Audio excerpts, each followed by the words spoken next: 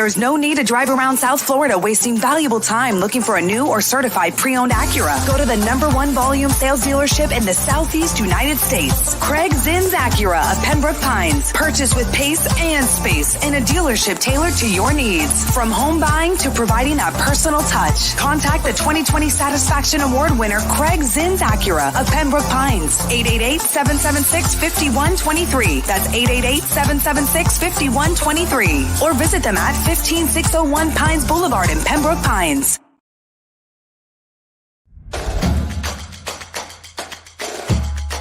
Welcome to Caneswear. New store, new items, same great experience. Family owned and operated since 2010, Caneswear has the latest merchandise from the Miami Hurricanes, Miami Dolphins, Florida Panthers, Inter Miami CF, and more. Come visit us at our store in Davie on University Drive, just south of 595, or online at caneswear.com. Caneswear, the spot Miami fans shop.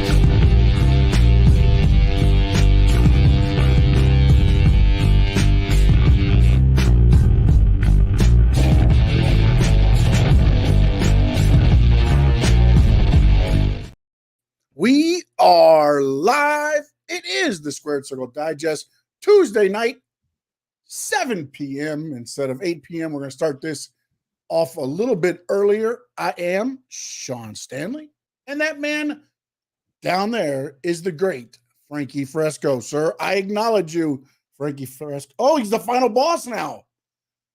You change it. The acknowledgement gets beat, so now he's the final boss. The final boss, Frankie Fresco. Nothing like being the final boss, especially after he's taking a hiatus, and then eventually we'll be coming back for that WWE title. So, yes, and Roman Reigns sends out the Instagram. What did he say? How did he say it? He's on a treadmill walking, and he says, "Mourned yesterday, today, day one." Mm-hmm. Yes, sir. We gotta take it as we see it, you know? Yeah, no, it was a great weekend, a great week, man, a great week of wrestling, because you technically, Wednesday was, I mean, if you want to start from Raw last Monday, it went Raw, NXT, Dynamite. You started with, you have TNA on Thursday if you get the channel, and you also had the event starting at WrestleMania with the WWE World and all that. Then that rolled into Friday, which you had SmackDown, the Hall of Fame. Saturday, you had WWE NXT, and of course, WrestleMania Night 1. Sunday rolled into the Slammies, which then rolled into Night 2, which then rolled into Raw last night. And then we're back to NXT right now. I mean, the buzz right now, Frankie Fresco, that is around what this world we call pro wrestling, whether you're WWE, AEW, TNA, NWA, New Japan, Indies, whatever. The buzz, man, is fantastic for pro wrestling.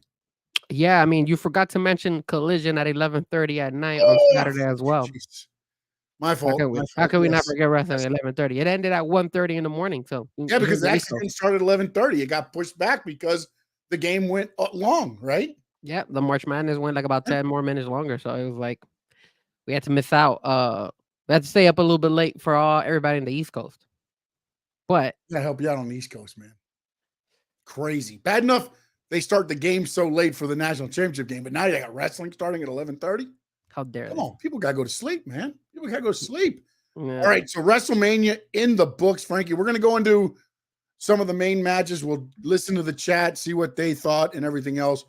But of course, we got to start with Saturday. The odds get stacked against Cody. Again, if you didn't watch any of our pre-shows, shame on you. Mm-hmm. I don't know why you don't subscribe to Stanley Media House YouTube channel or the Frankie Fresco YouTube channel, because you could have seen it there. Yep. But if you didn't, Frankie, we both kind of. Well, no, you thought Roman was going to win, right? You had actually went with Roman, right? Saturday I had Roman, and then Sunday I had Roman as well. Yes. And let me tell you, man, with everything that happened there, man, when you look back at this whole story, the way Cody finishes the story dates back to when Cody wasn't even in WWE. Yeah. That's crazy. Think about this. Think about that. Because now, it's like, so you look at Roman, okay? After everything, again, we sat there and we fantasy booked and we said, oh, the Samoan dynasty will come out and we're going to get Dustin and Ricky Stark's picture was shown. It's like, oh, maybe he'll be there. QT Marshall. You're thinking, again, a fantasy booking. None of that happens. Okay. It's John Cena. And I did think my understanding was I thought Stone Cold was going to be there. I thought they had worked out the thing that he was going to be there.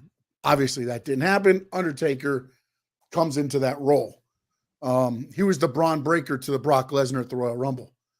So then the match goes on and everything happens. And it's like, you hear Sierra, Hotel, India, Echo, Lima, Delta.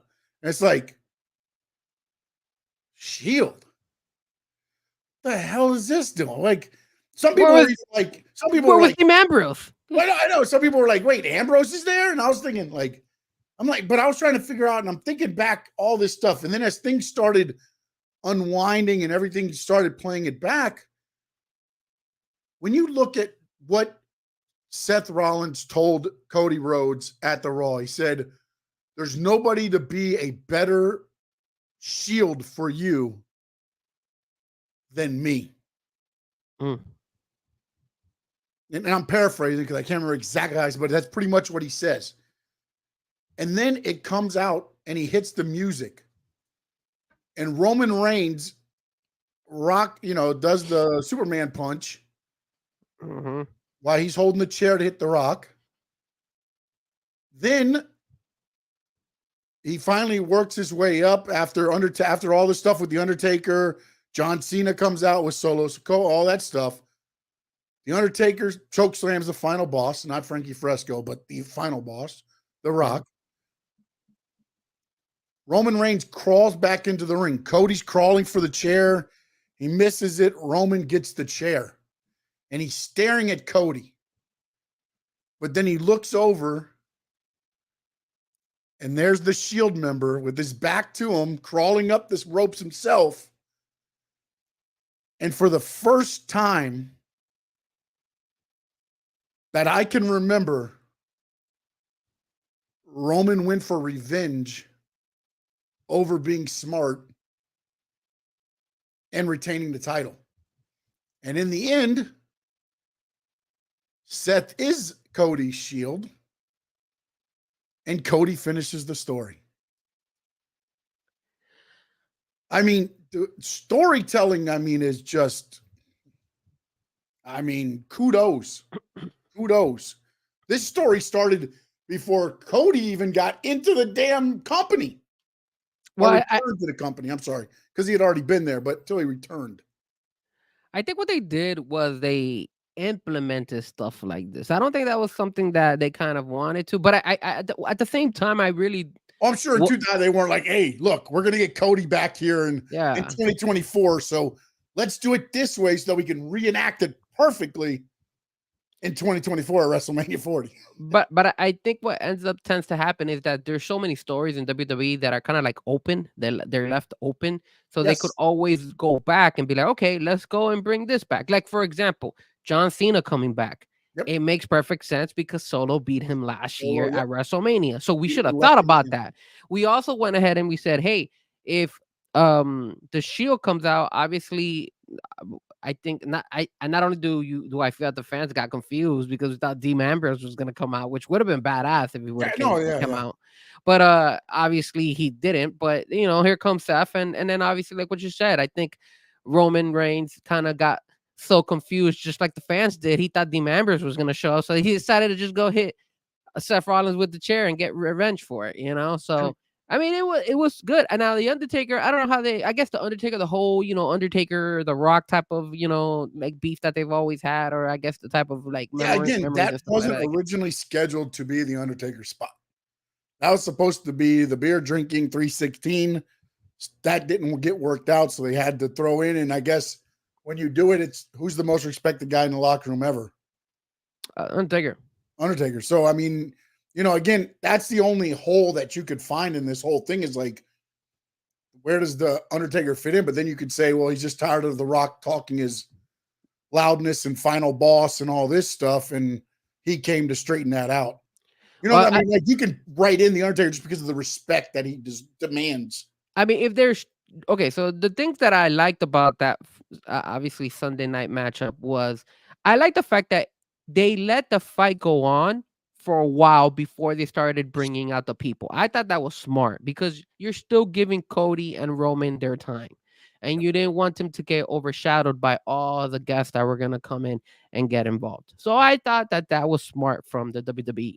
I also like the fact that I think the Usos kind of, I mean, I know it wasn't that much, but the Usos kind of recovered a little bit. They kind of, they did a little bit of a better job on Sunday than what they did on Saturday. They did a great job in the 30 seconds they had. Yes. Yeah. So that was something that I really enjoyed. I like the fact that they surprised us with John Cena, of course.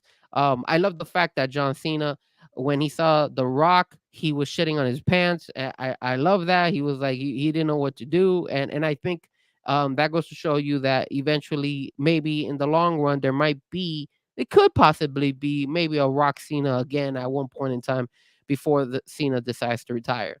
I think the thing that I really didn't like was obviously the Shield thing. I mean, I get it and all that stuff, but it was just confusing with the whole Dean Ambrose. I really honestly thought that's because again, it goes back to what I said before the show when we were talking about all these fantasy bookings, right?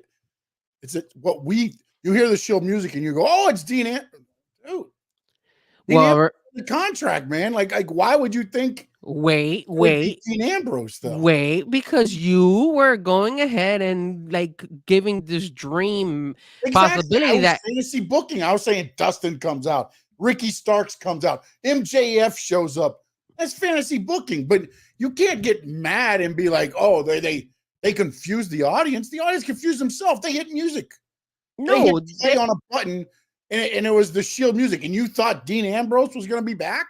Well, because the Shield is 3 of them. It's not just 2 of them. That's why. Yes, but the story is between 2 people, because now a lot of the stuff that you heard in the podcast now makes sense. Roman in a podcast said, "The one thing I'll never forget about is I didn't want the Shield to end." Seth, he did say that. Seth wanted the Shield to end. Seth made the decision to end the Shield. And now you fast forward to, that was said, through the week, and bam, it was setting up for that moment. Yeah, but it took like a couple of minutes, like a minute or so before Seth came out. And then you're looking for, that's why it also got confusing, because we were like, wait, hold on, is Dean Ambrose coming? Because he didn't pop out quickly. It took a while, and we were looking at he came through the back and he was waiting for the thing. I think but it took a while. To be Roman coming through the Superman punch him before that. I think there was an issue him getting into the ring because he came through the crowd, the backside. Yeah. So there that's was a why little bit of thing. off. I don't think he was supposed to be on screen until he went to swing the chair, and then Roman took him out. Because Seth took a Superman punch and he took a chair shot. He touched nobody in that match. He did. That was his whole thing in that match, being Cody's Shield and taking the chair shot. Well, the other thing too is that we should have thought about that. That makes sense why the Drew McIntyre fight was the very first one, because it was like, okay, there's no way if he would have been the second to last match, he would be able to show up immediately because he was going to get involved with someone way or another. That, and then also, I mean, dude, you gave the crowd the cash in, and we'll discuss that in a little bit. And then the next match would be the Cody one. Like, I mean, night 2 was it. When I look back at the way they did everything, I think they were very smart on how they did it. They didn't overkill the audience in night 1, and it was cold, and I get all the other stuff, but They could have easily thrown out the kitchen sink in that Bloodline match, and they didn't because they knew Sunday they wanted to mean something. And if you remember what Triple H even said in a thing about a promo about blood and all this stuff, he's like, if you get it all the time, it means nothing. So if they would have done all that the night before, everything they would have done on night 2 means nothing. Even if it's different people, even if it's John Cena, it's The Undertaker, it means nothing because you just saw it the night before. Yeah. And I going back as well, another thing besides the Shield moment I wasn't too fond of. I like The Undertaker coming out. And I know you're gonna criticize me, and I know people might criticize me watching the show. Sir. It's constructive criticism. So All I guess right, you guys criticizing, but so you guys are gonna get mad at me, but I would loved to have seen the old Taker. I know he retired already, and he said that is the dumbest thing I've ever heard. No. You bring the old Taker, that would have been badass. You know, dressed up as the old Taker. He said he's done with that. I know. You can't bring back that anymore because he said WrestleMania moment. No. But once he did that documentary, he said he pulled back the curtain on what the Undertaker is. You can't go back to being the menacing unknown thing after you know my whole life now. Nah, he could. The whole thing about the old Undertaker was the mystique. He could still pull it off, man. You bring in the old Undertaker. Would have been nice to have seen him dressed up as the. I could have, or like a version. What my man Mimo here is saying. American Badass. Come on now. A different version. Motorcycle. Yeah, but we didn't see that. We just saw them go. Okay, so that's the thing. All right, if you're gonna tell American Badass Taker, then you turn off all the lights, you play the American Badass song, and he rides down with his fucking motorcycle. And now you have that. They went in ahead and played the Taker song. They turn off all the lights, and then you get American Badass Taker. Come on. Hey, I'm just saying, it just. No, but it wasn't the American. But see, again, this is where if they want to go with the whole thing and you want to play it out further, maybe that everybody's saying it's the Undertaker because of how we know it. That might have been Mark Calloway coming in because of the way The Rock is treating the business, and he came back to rectify the business. We're saying it's the Undertaker because he's the Undertaker to us. No, because they played his Undertaker song. They hit the gong. Yes. Exactly. So then if you're going to play that song, then you know it's the Undertaker song. That's the thing. And that's why I criticize it, because you're selling me the Undertaker, not the American Badass Taker. With everything, bro. Not the American Badass. Find something with everything. I'm just telling you, this guy to do. Okay, so he's going to come down. The Rock, by the way, is holding a belt to whip Cody. Now he's going to sit there the whole time while this guy's riding down on a motorcycle. The Mama Rhodes belt. Waiting with the Mama Rhodes belt in his hand. Then the Undertaker's got to stop the motorcycle. He's got to hit the kickstand. The old Undertaker has got to get the motorcycle set up. Then he's got to climb up the rope, climb into the ring, and then confront.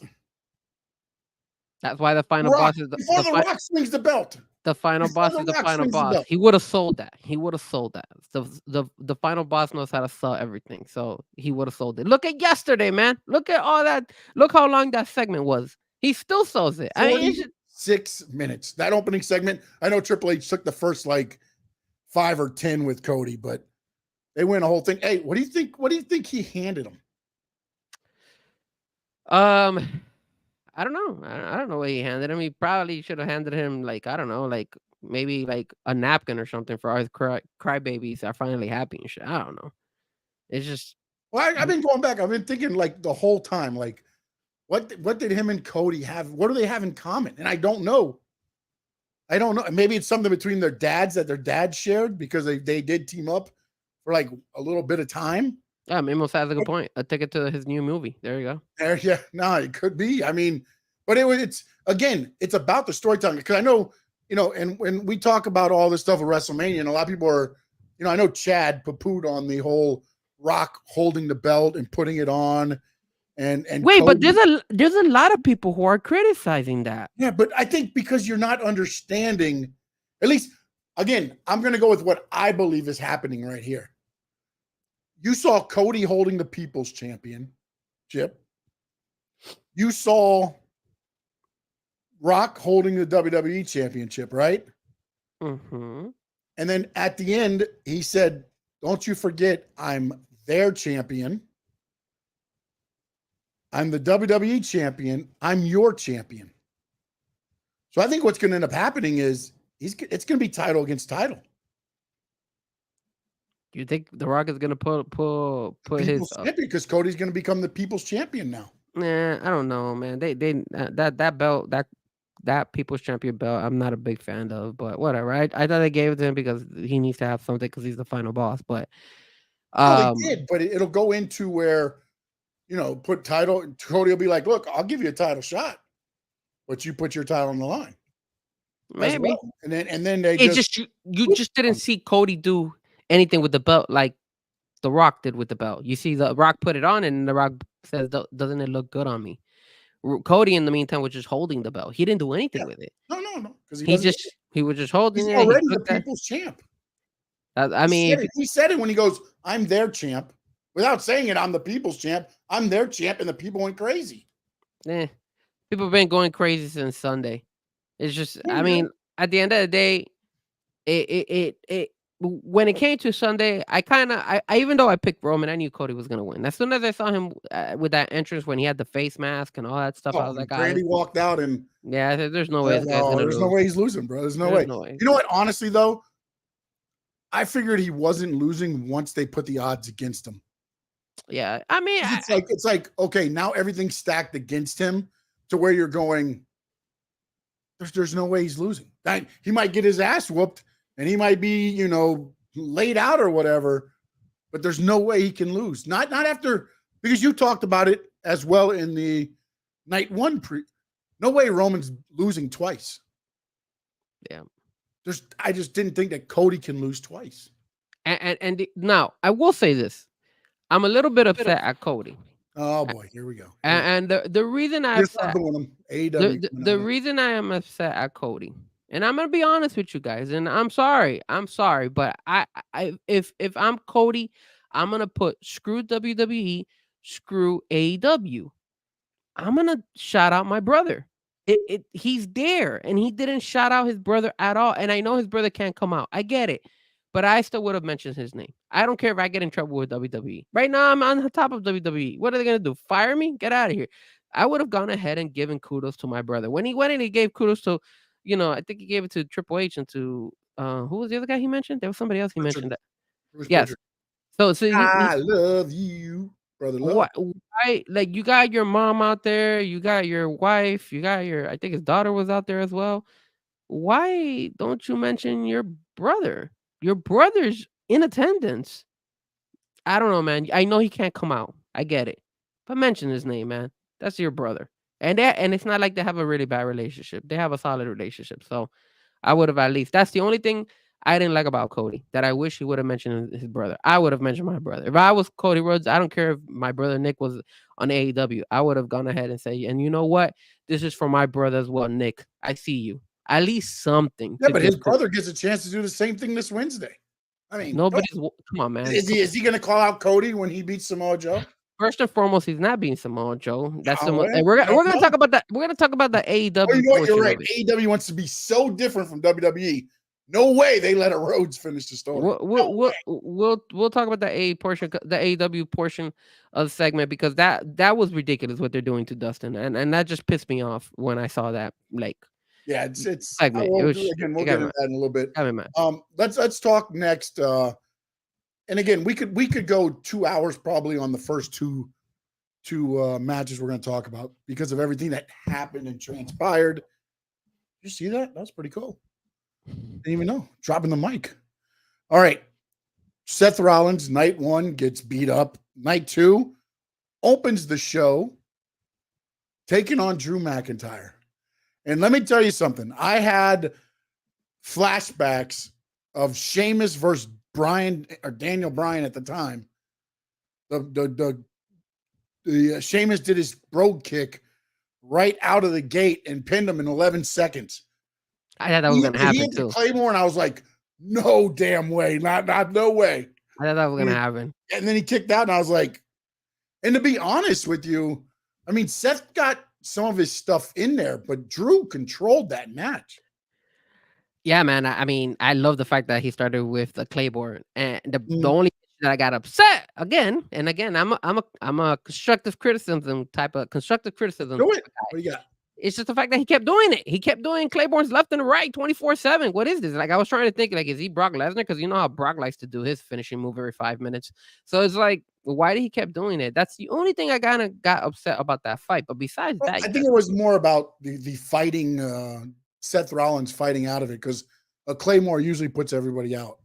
yeah, but he kept doing he did like 2 of them, and then he kicked 4 of them out. total in the match. He hit 2 at the end Look to at that, finally man. pin him. Yeah, dude, he was going ham on it. Yeah. Like, And then what was funny to me too in this whole thing is Drew was like happy. He's crying. Like, it looked, again, holding the belt, and he's like, what the hell? And then he's, with his wife, he's looking so happy. And then his ego kicks in, man. It does, man. The Drew McIntyre ego kicks in. He's got to go talk to CM Punk. It does. It comes to that. And you know what? In that portion of the match, that was the best part, because you saw something was going on, because it just kept following Drew, and he was just there, and he was just like, it Taking wasn't forever, man. Yeah, it was taking forever. So I don't know if they were giving him a cue saying, wait, hold on, Damian Priest is getting ready in the back or something. Hey, But Damian had a bathroom break. Bathroom break. something must have happened, but he was taking a sweet time. And then that's when CM Punk came, and he took off his arm brace, and then all of a sudden he attacked him. And then here comes Damian Priest, which I think they nailed it. All of us were thrilled. Oh, to no, see I Damian think they Priest nailed come. it. But also the thing I think they were waiting to do was to make sure all the cameras were set up perfectly for each of the shots. I think they're trying to make sure everybody's in position. Good. Okay, now go over there, Drew. And then let's make sure we catch this moment, because, I mean, that was a moment. And then also, did you notice Seth looks back at him after the pinfall and was like, you're the man? Yeah. Drew kind of brought up in the promo, was like, because we're warriors and we knew, and then this and that. And then, of course, they do the thing with CM Punk, and you find out CM Punk, apparently the injury's done. Yes, sir. Doesn't need the arm brace, and costs Drew the match or the title that night. And then last night, there's a number 1 contenders match 4-way. Drew's about to win, and CM Punk's face, all you see is his face, and Drew can't move his foot. And when they pan the camera, it's just CM Punk's face, like, I was like, you want to know something, man? I honestly am impressed on how good these two are working together. For the fact that Drew McIntyre, his ego is like, I don't have to be champion. I just have to have a really good story. Yes. And to the point where I'm gonna be honest with you guys, that Drew McIntyre CM Punk is way bigger than Damian Priest versus Jey Uso. Now that Jey won it, I'm being honest with you, and that's impressive, because that goes to show you the chemistry that these two guys are doing, and they're nailing it, man. I think I'm excited about it. I hope it keeps Punk going. Also on Instagram sends out a thing, and now he's nailing over Drew McIntyre's grave now. Like, I mean, they're just hitting it out of the park everywhere you go, and it's just like, man. And the one thing that WWE, they got me on this one, because I didn't think they would do the cash in if it was the first match. I really didn't. I just thought it was like that's a moment, but they did it so well, and there was such, I guess, enough time in between it, and all the matches from there still kept going pretty good. I mean, I know it wasn't the whole as high as some of the other matches, but to me, night 2, the buzz and the feel of that whole night felt bigger than night 1. And I think it's what Triple H said at the end in the press conference was, we knew we had to build up and not, I guess, shoot the load too soon. Mm-hmm. You know what I'm saying? And that's what I think they did with that the match, the first match, the tag team match, is they nailed it, because they didn't have everybody interfering then, because they knew Sunday we're doing this. And I think that's the other thing, where with the cash in, they're like, we know what we got in the main event. We know Cena's coming out. We know Undertaker's coming out. We know it's going to get, so we can go ahead and do the cash in first, because we know the card's going to get to that elevated level by the time it gets to Cody and Roman. Yes. I mean, in all phases of night 2, they hit the spot. And unlike day 1, there was no low point. All the matches were very solid. All the matches were fun. 3 belts got changed. So it was something that we all, that's why people are saying, is this the best WrestleMania of ever? But they always come with that. Every year they always say that. But every year it's always better than the last year. It seems like always there's that one moment where it's like, oh, okay, all right. It's just, it always happens that way. And this to me, this WrestleMania though did have more of those moments per se, because you had Bayley win the title. Yeah. You had Damian Priest cash in. Yep. You had Sami Zayn end Gunther's reign. And you had Cody Rhodes win the heavyweight title. And Drew also with the thing. You've had every belt except for Rhea Ripley change hands, including the tag team titles. Total reset, total new era, other than Rhea Ripley heading into Triple H's new era. Yeah, and you know what? Shout out to No Doubt, man. Yes, I agree with him. 3 main belts are held by Hispanic wrestlers. I was happy to see that Bayley, Damian Priest, and of course Cody with his mom, who's Cuban, are able to go ahead and show support to the Hispanic community. And wrestling has always done that too. So that's why I think it's really cool that they've been able to do that stuff. I will go ahead and say, I was a little bit.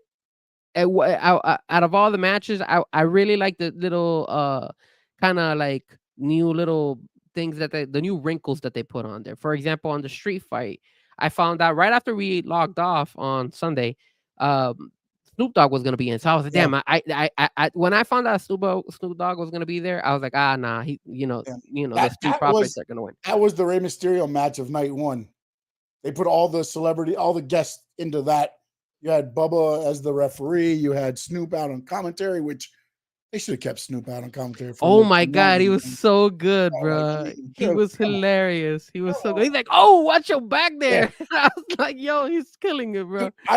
Every time I hear him talk now, I always think of that National Geographic one where it's the little lizard being chased by the snakes down the beach. You ever seen that one? Yeah. And it's him doing commentary, and like, every time I hear him talking, it's like, man, like, and then also the thing that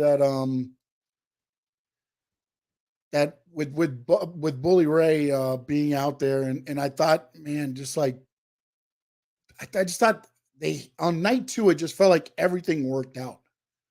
Bully Ray telling him how to do the thing, and then like, hey, what's up? And then, boom, the 3, and then get the tables, the whole crowd going at it, because I felt like if there was one match where the crowd was kind of going to go, and I get it, there's violence and everything else there, but on night 2, that was the one match where there was really not a lot on the line.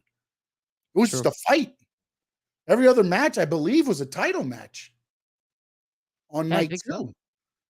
So it's like that was the match where, and then it just LA Knight and AJ Styles. LA Knight, yes, I'm sorry, LA Knight and AJ Styles, but I even felt like that match hit better than that was the one.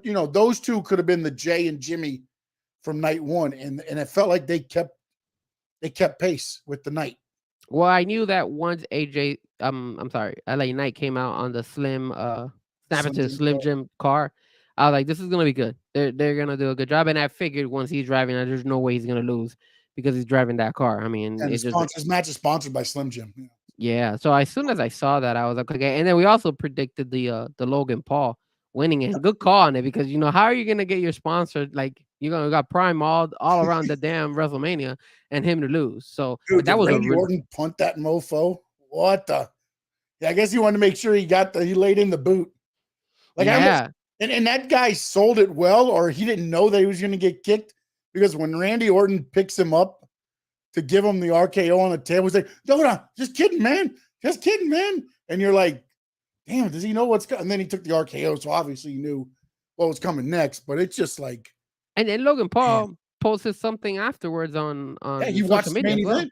He watched the main event and was like, they hit the music, and it's Cena, it's Undertaker, it's the pinfall. And he's like, pro wrestling, I love it. And it's true, man. It's like when going off the air, Michael Cole was like, pro wrestling, I love it. And then Pat McAfee was like, there's nothing better than pro wrestling. Yeah. Nothing. I mean, it's like, It gets you the highs of highs and the lows of lows when it's done right, man. You go up and you go down with every step of the thing. I mean, it's like, how many times were you like 1, 2? I knew Cody was going to win. At least I thought I did. And it was like, he took a couple moves and I was like, no way. They're not going to do this again, are they? And then it was like, okay, all right. And not only that, but you see the emotion from Cole, who was crying out there as well. Samantha Irvin didn't even make the announcement at the end. Yeah, she was like she was crying. I mean, dude, it's emotional, man. And I think a lot of this is to do with, they're not making it as I'm trying to say how, like, Triple H is in their ear going, okay, he's gonna pin him now. Act excited. Yeah. Nope. You're getting real raw emotions you're giving from everybody, man. And it makes the product, to me, feel better because, again, when a ring announcer can't make the call because she's in tears, like, and there was so much hate for Samantha Irvin online. Like, even before that, there was people like, oh, I can't stand the announcer's voice. It's like, what do you mean? I felt like she added so much to that match, to the WrestleMania. Well, the way she does the announcing and everything is just so emotional. She puts everything into it. She adds to the show. She doesn't take away from the show. No, and you want to know what's the other crazy thing is that, remember that we have been talking about how WWE is going to that college game day, UFC type of vibes, like more in sports. And now that you bring up Samantha going ahead and getting emotional, it reminds me of the World Cup a couple 2 years ago or last year, where the Argentinian commentator, when Argentina won the World Cup, the guy got really, really freaking emotional, and that trended all around. And he was already famous the way it is. Andres Cantor is his name. But he also everybody was watching and saying, look, can you believe this guy? Look how he's getting emotional because Argentina won. And that was his, obviously he's Argentinian. So again, everybody's like, oh, you're an announcer. You have to have bias, be biased. And, it's just like, look, man, when you go to a Dolphins game, like if you're in the media, you can't cheer. If you're in the press box, you can't cheer. You can't make a sound. Like, okay. But it's odd, man. Like when you go to the Hurricanes and same thing. It's like you're sitting here covering this team, and I get it. I mean, yeah, you can't. I get you couldn't throw a party and boom, confetti flies everywhere and all this stuff, but you can't just be like, "Damn, nice pass, good pass." Yeah, like. But I just don't understand why everybody's against so much. Like, why can't you show emotion? Like, to me, I love Kevin Harlan. Because he just lets it go, man. He tells you how it feels. It's again, sports and entertainment, pro wrestling, wherever the hell you want to do. It's about being emotionally invested in whatever the product is. And if you're not getting that emotion, you might as well just sell empty chairs. Okay, but now let me ask you something, because this is a good topic here. We could talk good things and bad things about the emotion. Now, do you think the WWE did a good job in allowing Triple H to come down at the end and congratulate Cody for winning the championship belt? Because this could backfire. Like, why is your CEO all of a sudden backing up Cody? He's supposed to be not biased. Yeah, but I mean, doesn't Dana White put the title around everybody's waist? Yeah, doesn't he have the press conference and talk with them? Doesn't he high five Conor McGregor when he was winning? And he does. I mean, okay, so we better see Triple H be giving out. He didn't go out there for Damian Priest when Damian Priest got the belt. He hasn't gone out when Bayley got the belt. But WWE sends the thing with Triple H taking a picture as soon as he came back to the curtain. It's him with his arm around Bayley, him with his arm around Priest. Yes. And again, he wasn't supposed to be called out. Cody did that on the fly. But that's why I'm telling you, was that a bad decision by Cody or by WWE for him to come out and like he's being biased? He's basically showing more love to Cody, saying, yes, we did it, or congratulations, you did it. You're the boss. You're not supposed to be giving that much bias. yes, you could celebrate, you could take pictures. He also took a picture with Cody in the backstage and everything, like he does with everybody. But was it too much? Maybe, maybe not. I don't know. I just Okay, then let me ask you this way. have Okay, you ever because seen Vince go again, out there and do that? Vince would never do that. But also Exactly. here's the That's other why. thing. But here's the other thing. Cody would not have called Vince out. True. It is a different WWE. And at that point, the man that you just said, here's the face of our champion, here's the face of the WWE, the new face of the WWE. He calls an audible and he calls me out, and I don't go out. How do I answer that? You don't. Or you know what? Maybe he could have been backstage and they could have had a camera on him and be like, "Look, Cody, congratulations, man. Thank you for what you've done." That's it. But he didn't go out there and do anything like that. Give him hugs and give him kisses and stuff. None of that stuff. None of that stuff, man. And you know what? Again, but who's to say that this doesn't turn into a whole different story later on down the road? True. I mean, that could be a possibility because you could use that eventually. For no reason in the WWE. Sometimes you could use that because Triple H. He called the audible and he called him down. I think it was more of a sign of respect that you saw all weekend from the Hall of Fame with Paul Heyman to night 1 when Triple H came out to night 2 when Stephanie came out to at the end Cody Rhodes calling him out to Raw where Triple H is the first person you see in the ring and he introduces the face of the new era, Cody Rhodes. Yeah, I mean, again, I don't know. I liked it and probably didn't, but like you said, they could probably turn it around in the long run. They could probably sell it if Triple H ever wanted to do that whole. But I also Vince think you're looking at it a little bit more than it needs to be. Maybe because I ask you this: if Vince is in charge, is Damian Priest the heavyweight champion? He is a big dude. He's beating Drew McIntyre, the chosen one. He is a big dude. Vince McMahon's chosen guy. He's going to beat Vince. He's going to beat Drew McIntyre. Was never. Actually, let's put it this way. Let's even go further back. If Vince is there, is there even another title to be fighting for? Remember, that title came after Vince was gone. Probably not. Yeah, probably not. But I think with Vince there, Cody does win a title as well because he brought Cody for a reason. And it wasn't Triple H who brought him. It was Vince. So yeah, I think Vince thought to have him not win last year. Yeah. Yes. Remember that. But keep in mind, you're bringing that call because up to that point, that was not the call. But if Vince wanted to, he would have never even signed him in the first place, and he did sign him. So I think he has bigger plans for Cody. But the whole thing is, you have him to a 3-year deal. If you want to stick it to him, you stick it to him. You're just not extending him. That's true. And Trapper does have a good point. Austin Theory would have won the title if Vince was there. Probably, most likely. He won the tag team belt. He did. And that was the weirdest thing, too, though. No. The weirdest thing to me was the way nobody even challenged him going up. It was them two by themselves up the ladder. It was like, they're so good. What the hell just happened there? They're so good. They were just really good. And then also, congratulations, Sami Zayn. The Rocky story. And now we find out he'll face Chad Gable on Monday night in Montreal. They pulled the AEW Dynamite. Why? Why are you going all the way and putting it on a Monday night? Come on, man! Like that was. You know what's going to happen, right? It's not going to be. Something's going to happen. I think Sami Zayn's probably going to beat him with like a roll up, a cradle, something, and then he's going to snap, bro. He's going to snap or something.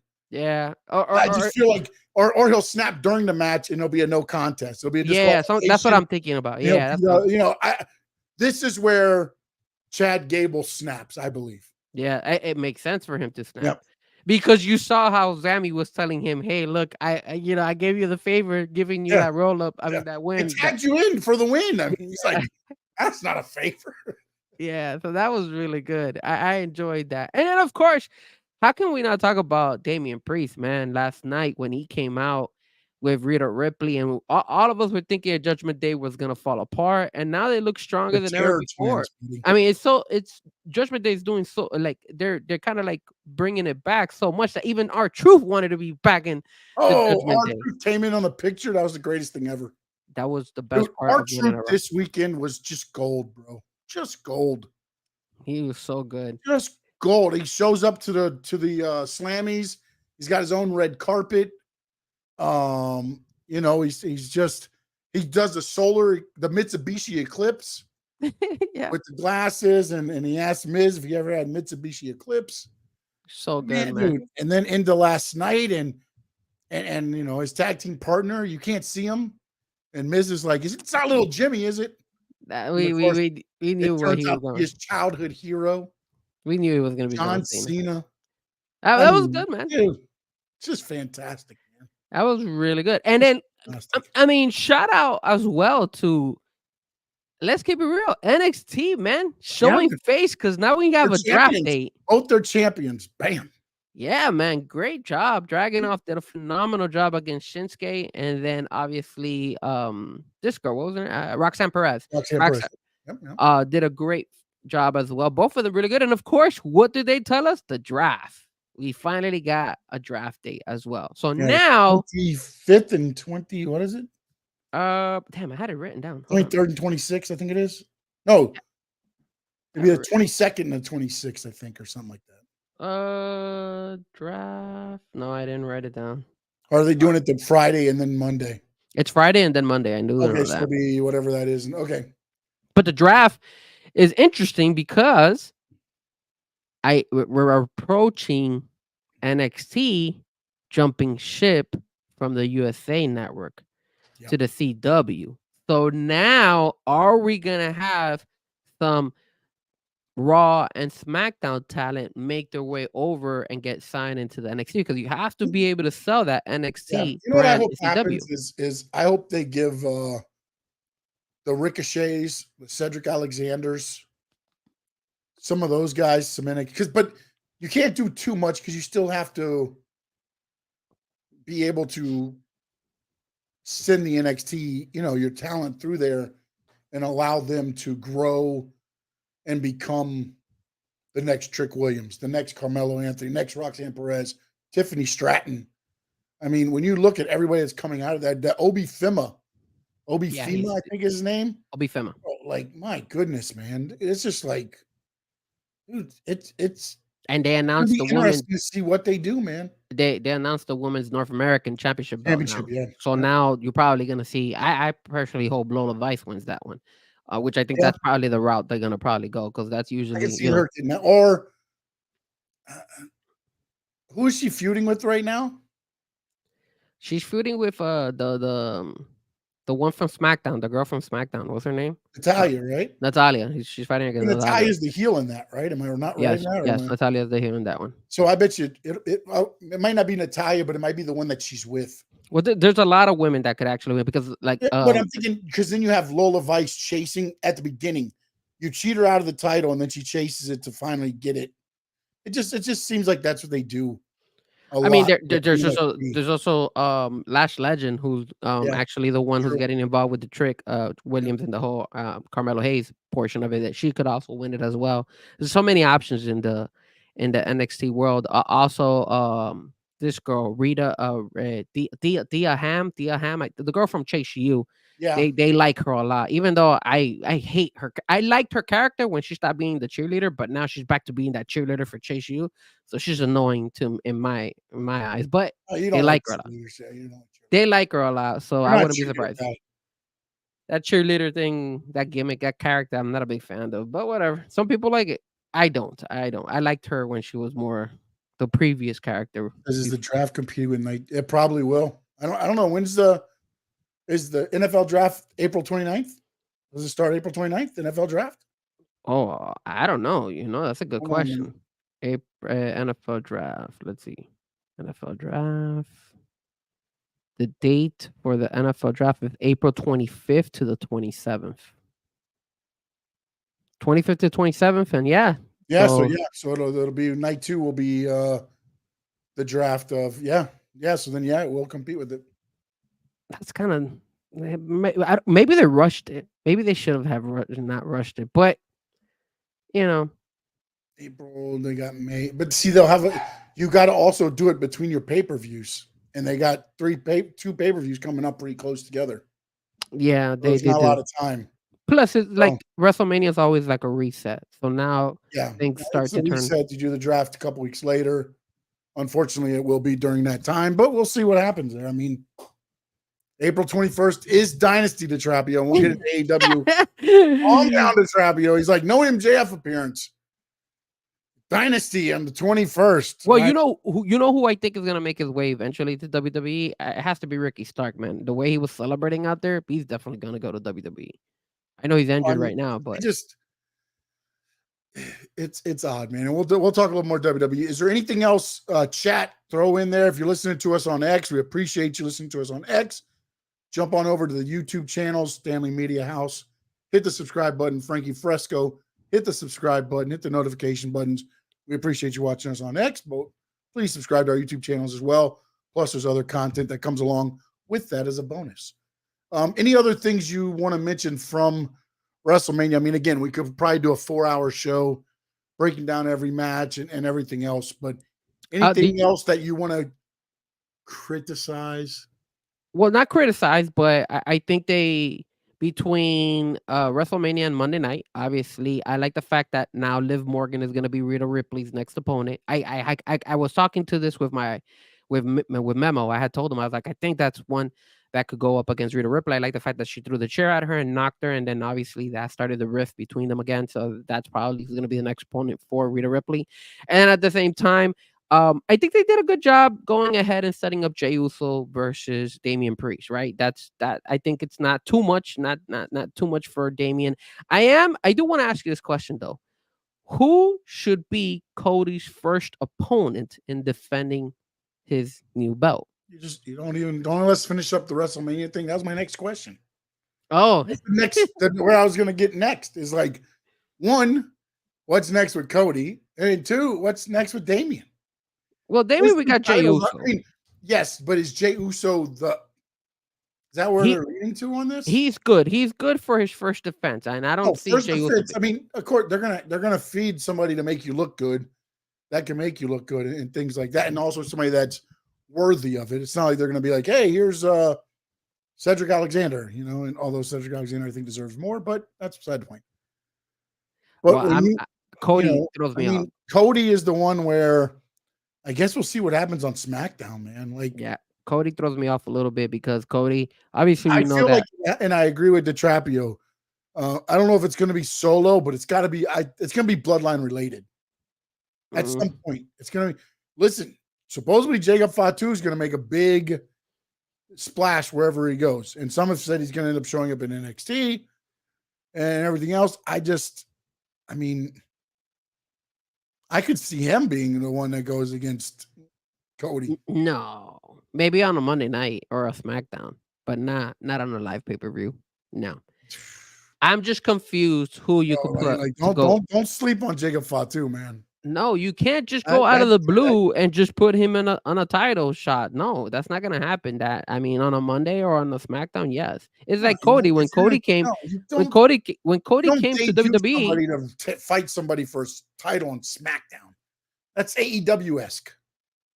What are you talking about? They're having Sammy against Chad on Monday. Yeah, but they've already fought each other. Like, I'm not Sammy. They're not debuting. Hey, we just signed Jacob Fatu, Cody Rhodes on SmackDown. You're gonna lose. Okay, Vince. No, but they've had some times when they've had like, you know what? You'll lose this week and we'll run it. No. What we'll do is this. It's your debut. So we'll make it a number one contender match. If you win, then we'll run it back next week. How about that? And then you'll lose then. But you'll win your debut. That's all we'll do. How about that? I don't see Jacob Fatu going up against Cody first match. I mean, Cody, when he came to WWE, his first match was against Seth freaking Rollins in WrestleMania. It wasn't for a belt. I mean, and Cody's bigger, in my opinion, than Jacob Fatu when he first getting into WWE. Yes, so but I just don't see the title picture was already set. Like, what's the title picture right now for Cody Rhodes? Like, but that was my question to you, because I mean, again, no doubt says you have him fight solo or whatever leading up. That's weak, man. And then you have Fatu or another one of the Bloodline members interfere. Nah, man. Here's the other you know question. you know who they should give him? Who should they give him? L.A. Knight. Yeah, he won. He beat AJ Styles. That would be a good setup. L.A. Knight won't beat Cody, unfortunately, but that would be a good setup. I don't. What? Why are you questioning my opponent here? LA Knight is a perfect opponent for Cody. He's not too big. He's not too low. He's big. He's a good pop. Okay. They fight. Cody beats LA Knight. Where does LA Knight go? Probably he could go back to a feud with somebody else. Yeah. Let me snap on a Slim Jim. Drive around in a car. He could go on a feud. He could go on a feud with Randy Orton. He could go on a feud with Logan Paul. He could do anything he wants. That doesn't. I think No Doubt's hit it. By the way, no. It's too soon. The draft is coming up. Well, No Doubt does say SummerSlam, so maybe at SummerSlam, yes. But LA Knight challenging. I mean, LA Knight won against Roman Reigns. Did that? I think I believe what I just saw Chad's comment just come through. I can see him doing more of that. The U.S. title, the LA Knight is bigger than those two yes. titles. LA Knight is way bigger than those two titles. Let's keep it real. That's a good one. What? Well, not Dirty Dom, but definitely Finn Balor would be a good one too. Maybe Finn could go ahead and be like, look, now that depends on the draft if they move them over because they're on Raw right now. True. Right now, Cody is SmackDown with the title he has. So now I would like Dirty Dom to get a championship fight, but they're not gonna give it to Dom. So and he's gonna be with Andrade for a little bit. And he's already he's not. He won a feud because stupid ass Andrade tried to be slick and screw Dirty Dom over. So I'm pretty sure it's gonna be a feud between Dirty Dom and Andrade, Lídalo. And I agree with what Memo's saying there is that the reason I say the Bloodline is because they're going to ultimately have to build back to The Rock. So you can't get too far separated from that and then just have The Rock turn up and be like, hey, we're back. But do you really think a live pay-per-view, a main event, Cody versus Solo or Cody versus Jimmy? It kind of seems kind of weak in my eyes. It's the same as Cody against LA Knight. No, LA Knight is way better than Jimmy and also Solo. What are you talking about? That's a good main event right there. That's a good one. And Chad, I would say Cody versus Jay, but the problem is they're giving Jay Damian Priest already. So that's the only reason. Because I did think about that as well. I said maybe that's a good route that they could go. How about Cody versus KO? That would be good. I also felt like maybe Cody versus Randy Orton, but I think Randy Orton overshadows Cody. So I think, maybe. Yeah, but they could do the old the teacher and the student type thing when they were with Evolution. Not Evolution. What were they? Oh, Jesus. What was him, DiBiase, and Cody? What the hell were they called? I don't remember. Oh, my God.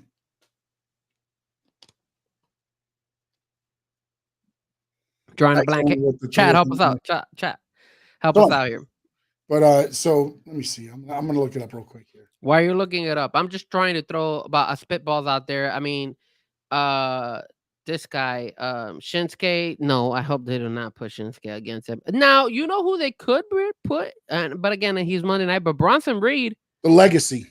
They're the Legacy. Oh, yeah. Bronson. That's not talking about Braun Breaker.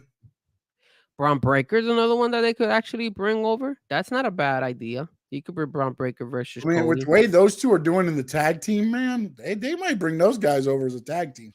That's not a bad idea. Braun Breaker. I think the Braun Breaker and Corbin are going to show up. I said Corbin Benson. I think they're going to end up being a tag team over there, man. The Lone Wolves. It could. Corbin reinvented himself and used Braun, and Braun bought in, and it's worked. And not only that, but here comes now maybe Braun Breaker and Paul Heyman, because now what is Paul Heyman going to do now that Roman ain't the champion? Is he going to stick around? Is he going to move on? That's what I was saying, like with the bloodline, and kind of like Chad said, Jay gets. I don't know if Jay gets the title and becomes the new head of the table and all that stuff. I don't know if all that's in the works, but I feel like ultimately, again, if the ultimate get back to somehow is going to be Rock versus Roman at some point, somebody's got to turn on somebody. Yeah, but you're not gonna get Rock versus Roman, or Rock versus Cody until probably next WrestleMania. So we got a long way. We gotta buy some time. I disagree. I think you get it before that. No, I especially guess. especially the way The Rock was talking. I think this is gonna take a while I before he think comes back. I think you'll get it at SummerSlam because he's got 2 movies filming that wrap up in June, July. He comes back to get ready for August, and then I think he's got movies at the beginning of the year. WrestleMania. Perfect time for. We could let it go there. Maybe he just runs out and nails Cody like they did the John Cena setup with Rock and John Cena for a while. True. Do that, I mean, again, that's where, like, this was where my issue with Cody winning the title was, because it's like there's no more like Cody LA. It's going to be a good match. But it's not. And I heard Seth Rollins is going to take some time off, so I want to see that for him. Just nothing Cody. I'm not saying that you can't build something to where you get my interest. Don't get me wrong, but right here, right now, today, there's nothing there that I go, all right, I'm in. I mean, the only people I like I said, maybe Randy Orton. Yeah, but even with Randy Orton, you've got to show me that story. Like, it can't just be like, like a respect. It's got to be deeper than respect for each other. Like, I understand, like a respect match gets you SmackDown and Raw.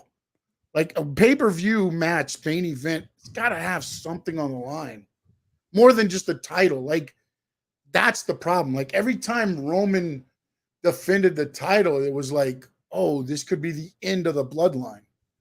Mm-hmm. If he loses, it's the end of the bloodline. So you always had that in the back of the story against Sammy, against Jay, Cody, KO. It was always somebody trying to bring down the bloodline. It was a built-in story. Now Cody has finished that one story, and as Rock said, our stories just began. But who's that story now? And I see what DeTravio says, MJF. Maybe they say to MJF for the SmackDown after WrestleMania. It's just MJF, man. Everybody wants MJF in WWE, but I don't know, man. I don't think I'm going to see MJF. I got to believe with everything that they did with MJF at the end, he's already signed to AEW for a little while. I hope so. All right, let's dive in. You want to go switch over? Or you want to keep going here? Before we switch over, one last thing. Jake Cargo, right? Yes. Goes out there. The Rock, Cody take too long. They push their match, and then Jake Cargo does a quick. They had to push her match, and then it took like 2 seconds, that match. Do you agree? Do you agree with Jake Cargo getting a match, getting pushed like that, and just getting a match for like 2 seconds and then moving on and just showcasing her like that? And how long can they go with this? Because remember, they just showcased her in Royal Rumble. They showcased her in WrestleMania. Now they showcased her on Monday night. Yeah. Where are they getting with this? Where are we going with Jake Cargo? Like, Jake Cargo is the Storm, right? So where are we at with Jake Cargo? What can we expect? Who's going to be the first person to see one-on-one in an actual legit fight? Not what we saw yesterday, in your opinion. I think they did well last night with the perfect person, by the way. Chelsea Green is the person that you can go out there. She can lose in 3 seconds and still be okay. Just because of the character, the Karen character that she does, it's perfect. To answer the other question, I think to be safe, you put her with an Asuka or even a Dakota right now. I think it's gonna be somebody. And then again, it might change depending on the draft. If you ask me today, it's going to be somebody on. Or actually, no, I take that back. Well, Dakota, I feel Dakota. Dakota and them are SmackDown. Hold on. Well, let me rethink this. I see Dakota and Bayley possibly being next for Bayley as her opponent. That's why I don't think Bayley, just because Bayley's a champion. I don't think that she gets the title push yet. No, but there's history between them. And remember, Dakota betrayed Bayley. Oh, you mean Dakota against Bayley? Yes. Oh, I'm sorry. I thought you meant Dakota or Bayley versus Jade as the No, next. no, no, no, no, no. Okay, I yes, I no, think I the can co- see that. That's yeah. a good built-in feud there, and you still keep the whole damage control involved, and Yeah. so it's within degrees of separation there. Ooh. Because Jade, I think Jade is SmackDown though, right? I'm so confused Yeah. because Jade is it SmackDown. came Yeah. out on Raw this week Yeah. because She was a it guest. was it was about the whole thing about the draft, Correct. because after that they talked about the draft, and then she came in there. So yeah, no, I think it might be Asuka. Really? Asuka, But yeah, Asuka's still a champion with aren't they the tag team champions? yeah, but that's what I'm saying. Like, I think she'll be. I think it's gonna be like her and Naomi or her and Bianca. Oh, so them feuding for the tag team Yes, belts? yeah, but I think individually, again, leading up to the tag team match, you'll get some Jade versus Asuka because I think Asuka can work with her.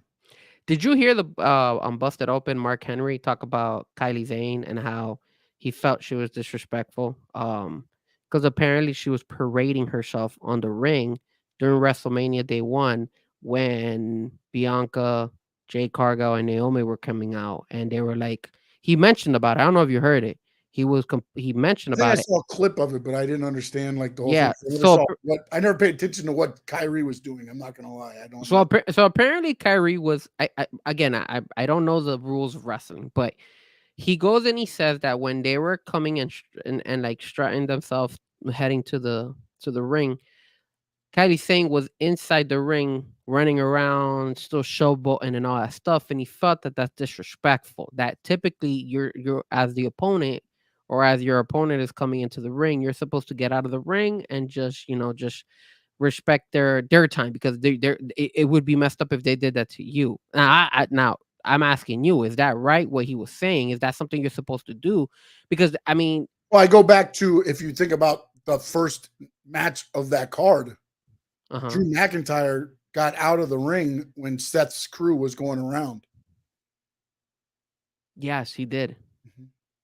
and that was kind of dumb. That Yeah, Drew I Mc, think usually you'll stay in just a corner and just kind of stand there like a pole yes, and let everything happen, around you. But I think because the way Seth came out with all the things and all that, he kind of gave out. But I mean, either way, you do not draw attention to yourself if somebody else is coming out. Because again, and then also especially at WrestleMania, because WrestleMania is about the extravagant entrances. well, he You know? mentioned that, right? So Dakota Kai comes out, I believe it was either on X or on IG, and she kind of tweeted it back at him and Well, saying, the "Yo, other thing is too, you don't know what the situation, what was being told, what they were going to do. Like, I mean, that's where the hard part is. Like, is that part of what the match was going to be? Like, I don't know what the buildup was. But go ahead. What'd she say back? Go ahead. No, she basically said that Kylie Zane is a professional and a business person, and she's not the type of she was doing her thing, like that was Yeah. what she was doing, but she's always been a professional in the wrestling ring and everything. So she was kind of mentioning that too. I don't know. I'm gonna try to look it up online when now that we're because I don't remember exactly what she said, but something like that in those But I terms. mean, it's one of those slippery slopes. Whereas, like, the one thing is that I think where Mark Henry's coming from is what that moment represented, Hmm. and I think that's more where he's hitting at. Like, that was a moment you shouldn't take away from. So look, it But says if here. anybody's upset about it, Jade and them should have, maybe behind the scenes they did. But I mean, to me, it's like fans and media and Mark Henry, who's a WWE legend, Hall of Famer, and Oh. everything else. But Okay, like, so I see here, and I'm sorry to cut you off. no, no, go ahead. So it's them three come into the ring, right? And Kylie Zane stays for like an extra second or two inside the ring while they're like presenting themselves in the ring. So he was upset that you see Asuka and you see Dakota just step out of the ring like on the side, like Yeah. what you said, that they always are like in one edge of the turnbuckle, so they just walk out. Kylie Zane doesn't do that. Kylie Zane keeps walking to the opposite side and then steps out. So Mark Henry was pissed about that, saying, "Yo, that's kind of like disrespectful that you did that." I mean, if 2 out of 3 did it, but again, did Kyrie Sane get lost in the moment too? Like, I mean, you're at WrestleMania, man. Like you sometimes, I just think it's what that moment represented. And I think that's what got him more probably in the feels than anything. I don't know. I Should thought, Kyrie have walked across during their no. okay, and this is exactly what Dakota Kai said. I love and respect Kyrie Zane. Um, and she loves and respects this business. That's what she basically said. That was her exact words. So But she probably made a mistake. maybe, or maybe Mark Henry's maybe over exaggerating a little bit. No, but He if you would- walked through would their hate. entrance, that's through their shot of their entrance. That because if it's in the ring already and they're being introduced, they're doing their thing. Then I mean, that's If I forward the thing and show it to you, will we get copyrighted on it if I do that? at this. I'll just cut it out. All right, hold on a second. So let me try to do it. Let me send you the link. So on X, that way you could see. Because I just copied it from somebody that I see them doing it. So that way you could tell me, and then you could tell me, Frankie, yes, it makes sense. This is kind of I'm gonna send it to you. So I send you the link through Twitter or through X. Okay. That way you could see what I'm talking about. And I don't know if you want to share it or not. Let me see if I could go on mine since I sent you the message. And then you can see it's very minimal. I don't know if have you guys seen it on the chat board? Let me know if you guys have seen it. Because it's very minimal. It's nothing crazy. It's nothing out of this world. It just looks a little bit more like, hey, So is it okay if I share it? Because I pulled it up. You want me to share it? Try. Yeah, I mean, you can. Yeah, I mean, it's All right, so I'm gonna share it. I'm gonna yes. share it to you guys. That way you could see what I'm talking about. Okay, so hold on a second. Let me go here. All right, so I'm not gonna make it. I'm gonna mute it. That way people can't see it. Oh man, what is this? Okay, so here we go, and you'll see it right there. I'll make it bigger that way. Oh no! Whoa! I should do that. Actually, I'm gonna make it small because I don't want people to. They usually copyright us if we put it big. But you see here. Let me see. Are you guys seeing it? Yeah, they get out Yeah. there, and then Kyrie is told Yeah, by the ref. and then you to see walk she goes across. all over there. Yeah, so you see how she goes over there. So he's making a big I mean, scene. the only Because of thing that I would say would be a thing is watch Naomi. It changes up her entrance. It does change your entrance. You're right. So do you think that's disrespectful that she did that? And Naomi does look at her. You see, Naomi looked at her like, "Yo, get out of here." I think she got lost in the moment because you see, all three of them are dancing. Man, keep messing up my stuff. Sorry about that. I'm sorry. I had So to get that all out. three of them are dancing, making fun of them, and then the ref tells them, "Okay, out." They two go out, and she walks straight across, and she did interfere in the entrance though. But again, I mean, it's tough, man, because I don't know what was That is said. a little bit shaky. It's a little bit shaky there. Now that you mention it, because you do point out the whole. I mean, it Naomi. does change Naomi's, but again, is that part of, hey, when we come in, do this and that? You know what I'm saying? Like, I haven't seen Naomi or anybody come out and say, like, when one of those three come out and say something, then I'll be like, okay.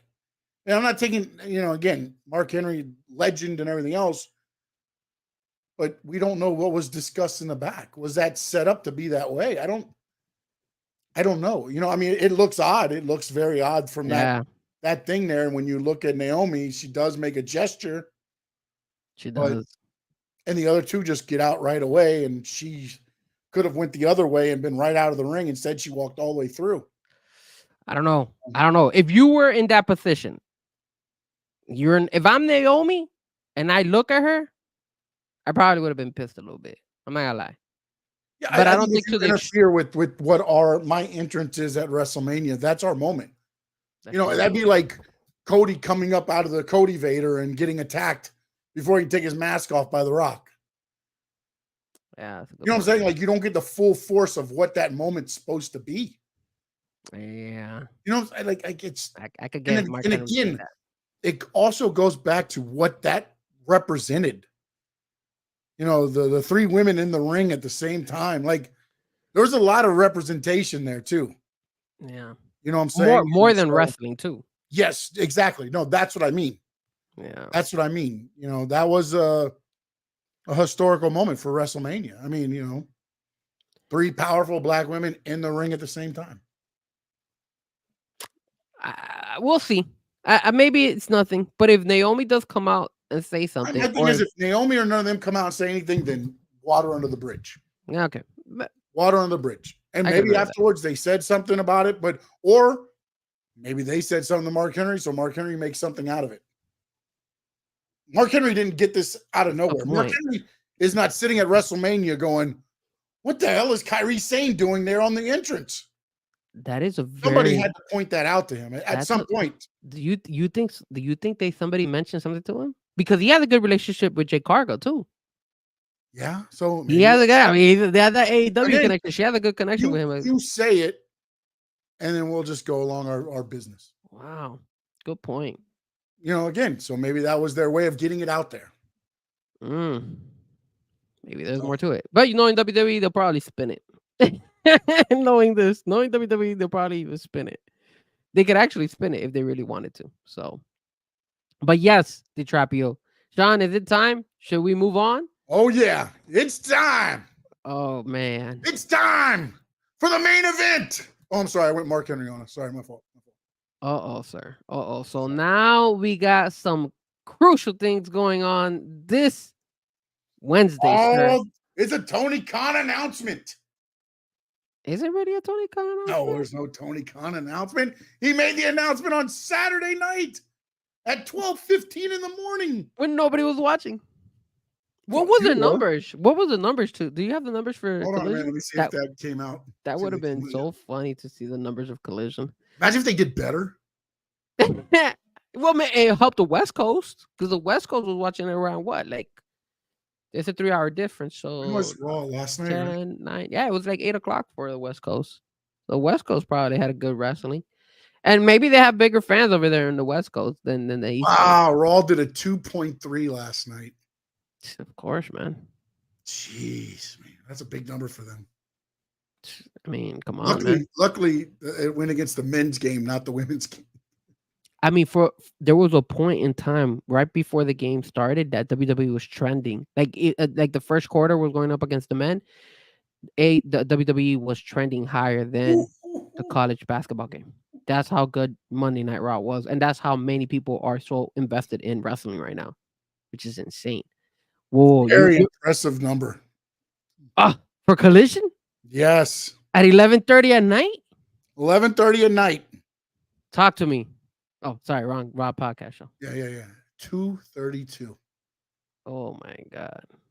Wow. And that dropped from a 3:13 that they started with from the run over from the game. Wow.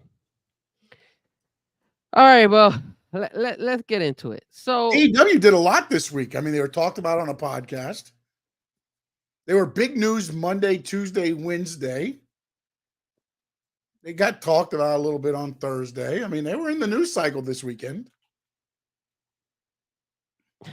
Okay. Let's talk about the elephant from the room, right? The Young Bucks are going to present backstage footage of what happened with CM Punk. And CM Punk images will be apparently shown on these backstage. They're going to blow out his face. Now, let me ask you something. Does this seem like AEW is reaching right now? No, I don't know if it's a reach because it's going to bring ratings in for them, I believe. But my whole thing is like, what does it mean at this point? Like, what? Okay, we see CM Punk. He grabs, Jack Perry by the throat and he smacks him around a little bit. What changes? Neither one of them are in right now in AEW. Exactly. It's so odd to me. Like, I almost feel like, and again, We talked about Dynasty. At Dynasty, it's Young Bucks against FTR. Why are the Young Bucks presenting? I get it. They're EVPs. But if Tony Khan's so hell-bent on releasing this, why doesn't Tony Khan do it? My only thing with this is they could probably spin it. So they're going to spin it to be something with FTR because FTR is close with CM Punk. Yeah, so maybe but in a way that maybe they could edit the video and then show them maybe in the backstage when they're maybe there's a scene where CM Punk is getting removed by security, and then you see maybe the Young Bucks in the back laughing or something like that. That would make sense for them to kind of do, but that looks like too much work for AEW. How about this? Because I still think Jack Perry is associated with this. Because I feel like the Young Bucks went out of their way on Wednesday night or whatever night it was to, say too much about the incident, the glass, and it's real glass or whatever. They just made so many comments toward it. What if they show a clip and it's them talking to Jack Perry, telling Jack Perry to do all this so that he gets under CM Punk's skin? That could be smart. You can refilm that whole part because Jack Perry still, I don't care what you want to think, he's still with AEW. He's still getting paid by AEW. And he's doing the whole thing where he's the scapegoat. Like, what better way to bring him back in and be part of the elite with Okada and the Bucks and the scapegoat, Jack Perry? And all of a sudden you've got rid of CM Punk. Now I will say this. That's, to me, that's what you need to do with this. Yes, that other than that, I can give two shit. If CM Punk, picked him up and threw him through a glass-plated table in the back, I don't care at this point. If you would have showed it to me, if you would have shown me the brawl out stuff and then made an angle out of it, I would have agreed 100% with it. Well, you were saying controversy creates cash. You were saying it that they should have gone ahead and done a spin-off of all this stuff and they would get ratings. Yes. No Doubt says this video, we wanted to see it last year and it made sense. So the only way they could actually spin this off is like what you said or myself. They do something. They edit something some way, somehow. They either put Jack Perry in there. They either put the Young Bucks, probably talk to the security guy saying, get CM Punk out of here. Something that intrigues them that will bring more interest than just showing what happened, because I don't care what happened anymore. I mean, I'll probably watch it and be like, okay, this is... And on it, what are you going to do? Go against what CM Punk said on Ariel's show where all he said was, I choked somebody. Yeah. So what? It shows him punching Jack Perry more? Does it show Jack Perry punching him? At this point, who cares? Yeah. At this point, it's like, I don't care. If Jack Perry picks him up and locks him in a triangle choke and chokes out CM Punk, I don't care. But you know something, Sean? You're right. This could possibly be a perfect time for AEW to spin an angle on this. They could capitalize on this footage. How about this? You do this footage, right? Then you go to Dynasty where it's FTR against the Young Bucks. And who costs FTR the match? Welcome back, Jack Perry. Yeah. Yeah, it's not a bad idea. It's not a bad idea. And people hate Jack Perry. People don't like Jack Perry. It makes sense. Point, a lot of people probably forgot about Jack Perry. That is true. Let's be honest. Or they have to be able to incorporate something. I hope they just don't show just the video of what happened. If they do, it'll be so Tony Khan-ish. And the only reason I say that is because, look, Tony Khan is whatever you want to say. They brought in this wrestling AEW. It's brought back people to wrestling.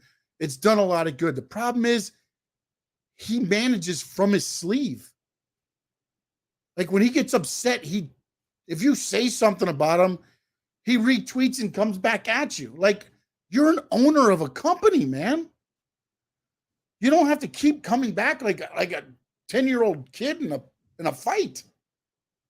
Mm-hmm. It's like, hey, your mom's ugly. Oh, your mom's uglier. Like, bro, like, you have to get the last say. Why don't you worry about making AEW the best AEW can be and use this to your benefit? Yes, it got brought back up. Yes, I get it. CM Punk talked about it, this and that, but why not use that part to make your company better instead of sitting here? And I feel like this is the way it's going to go, is I feel like maybe Jack Perry might have got a punch in on CM Punk somewhere.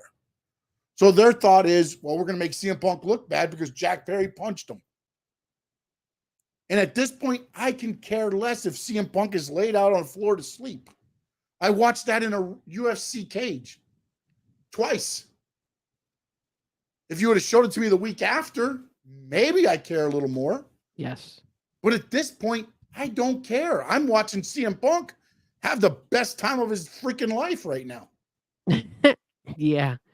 And you know what? You know what's the saddest part is that WWE are the main man at WWE right now.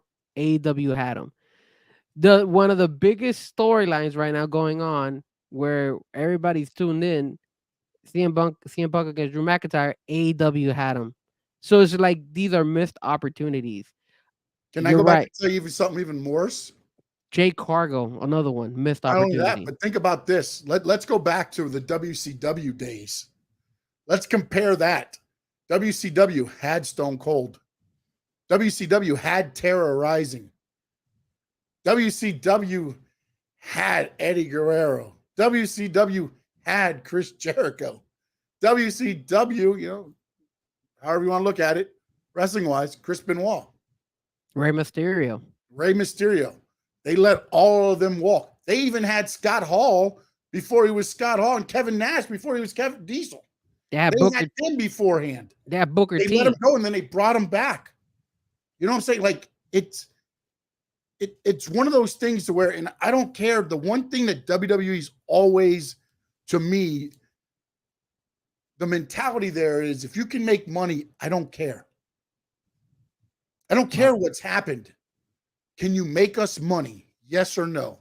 Welcome back, CM Punk. You know what I'm saying? Like, look, if CM Punk comes back and they don't think that he can make money, they're not going to bring him back. They struck while the iron was hot. That shit just happened with AEW. Hey, Punk, let's wait your 90 days. We'll bring you back to the Royal Rumble. I don't have to wait 90 days. I don't have a no-compete clause. What? Hey, let's bring you out here on SummerSlam. Okay, no problem. It's just, it goes back to where, look, I know he wants to be, and this is the same thing Eric Bischoff did.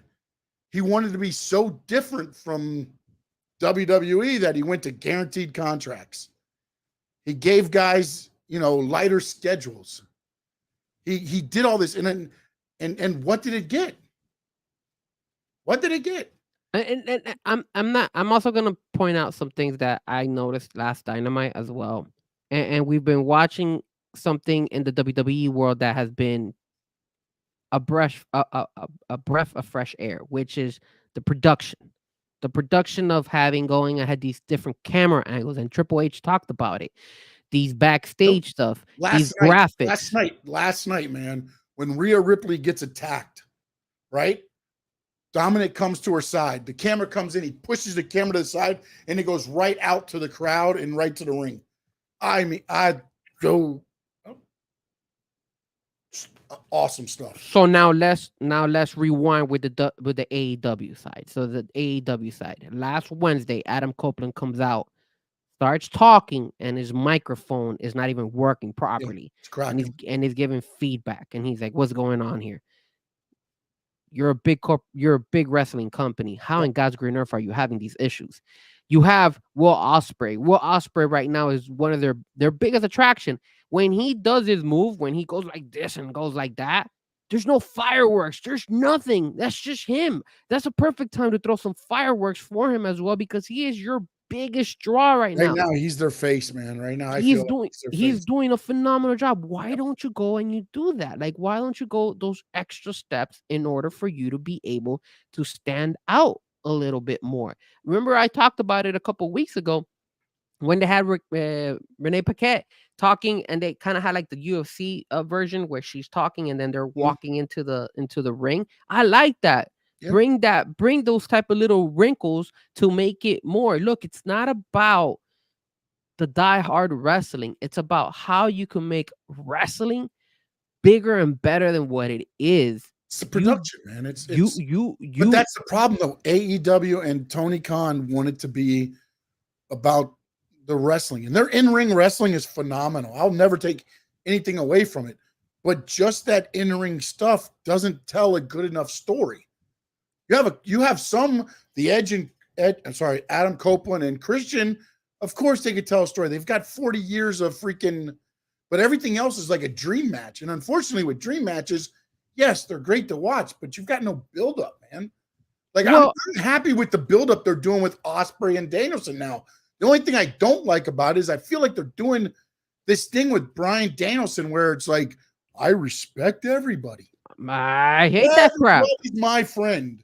Like, at one point, I just want Will Ospreay to slap him in the face or something and be like, let's get this shit going. Like, I love, it's okay to have a great back and forth. I loved Ring of Honor, Mark Briscoe. Congratulations once again, the new Ring of Honor champion. 11 or 13 years to the date of when his brother, RIP Jay Briscoe, won the title. That's a story, man. That's the stuff you can get behind. Every time it went for a pin, it was 1, 2. They kicked down. It's like, oh, the whole crowd's like, God, I thought he finally had. His dad jumped the rail 3 times thinking it was over. Like, those little things mean so much. And I feel like, look, yes, you guys kick ass in the ring, but you got to do more than just the story in the ring. And there are some in there that tell a great story in the ring. The Hobbs Ospreay match, fantastic storytelling inside the ring. But why couldn't we? I don't understand the whole thing about the Callis families got to fight each other. Well, even Lance Archer, finally, he had a great match with Bryan Danielson. Yes. I did think they did a really good job with that. Yes. But here comes the mistakes again. So you got the signing of the contract, right? You got obviously Samoa Joe and Swerve Strickland. Great signing. You have the where he gets the chain and he punches him and makes him bleed, and then all that vignette as far as like him signing with the blood on his face, signing the contract and all that stuff. I think they took that from WWE, if I'm not mistaken, as well. Like little snippets of there. But that doesn't matter. WCW took it from NWA. It's been around forever. Looks great. Although nobody's taken like 6 pounds of blood and put it on the contract. No. Like he did, but that's all right. But looks great. They did a good job. A phenomenal job. Yes. But then here comes Dustin Rhodes. And they do a phenomenal vignette right now where he is, telling him it's my time. I'm doing this. I am still part of my whole career. I've done this. I've done that. It was a freaking awesome clip of him selling himself that he deserves the AEW belt, that he deserves that match.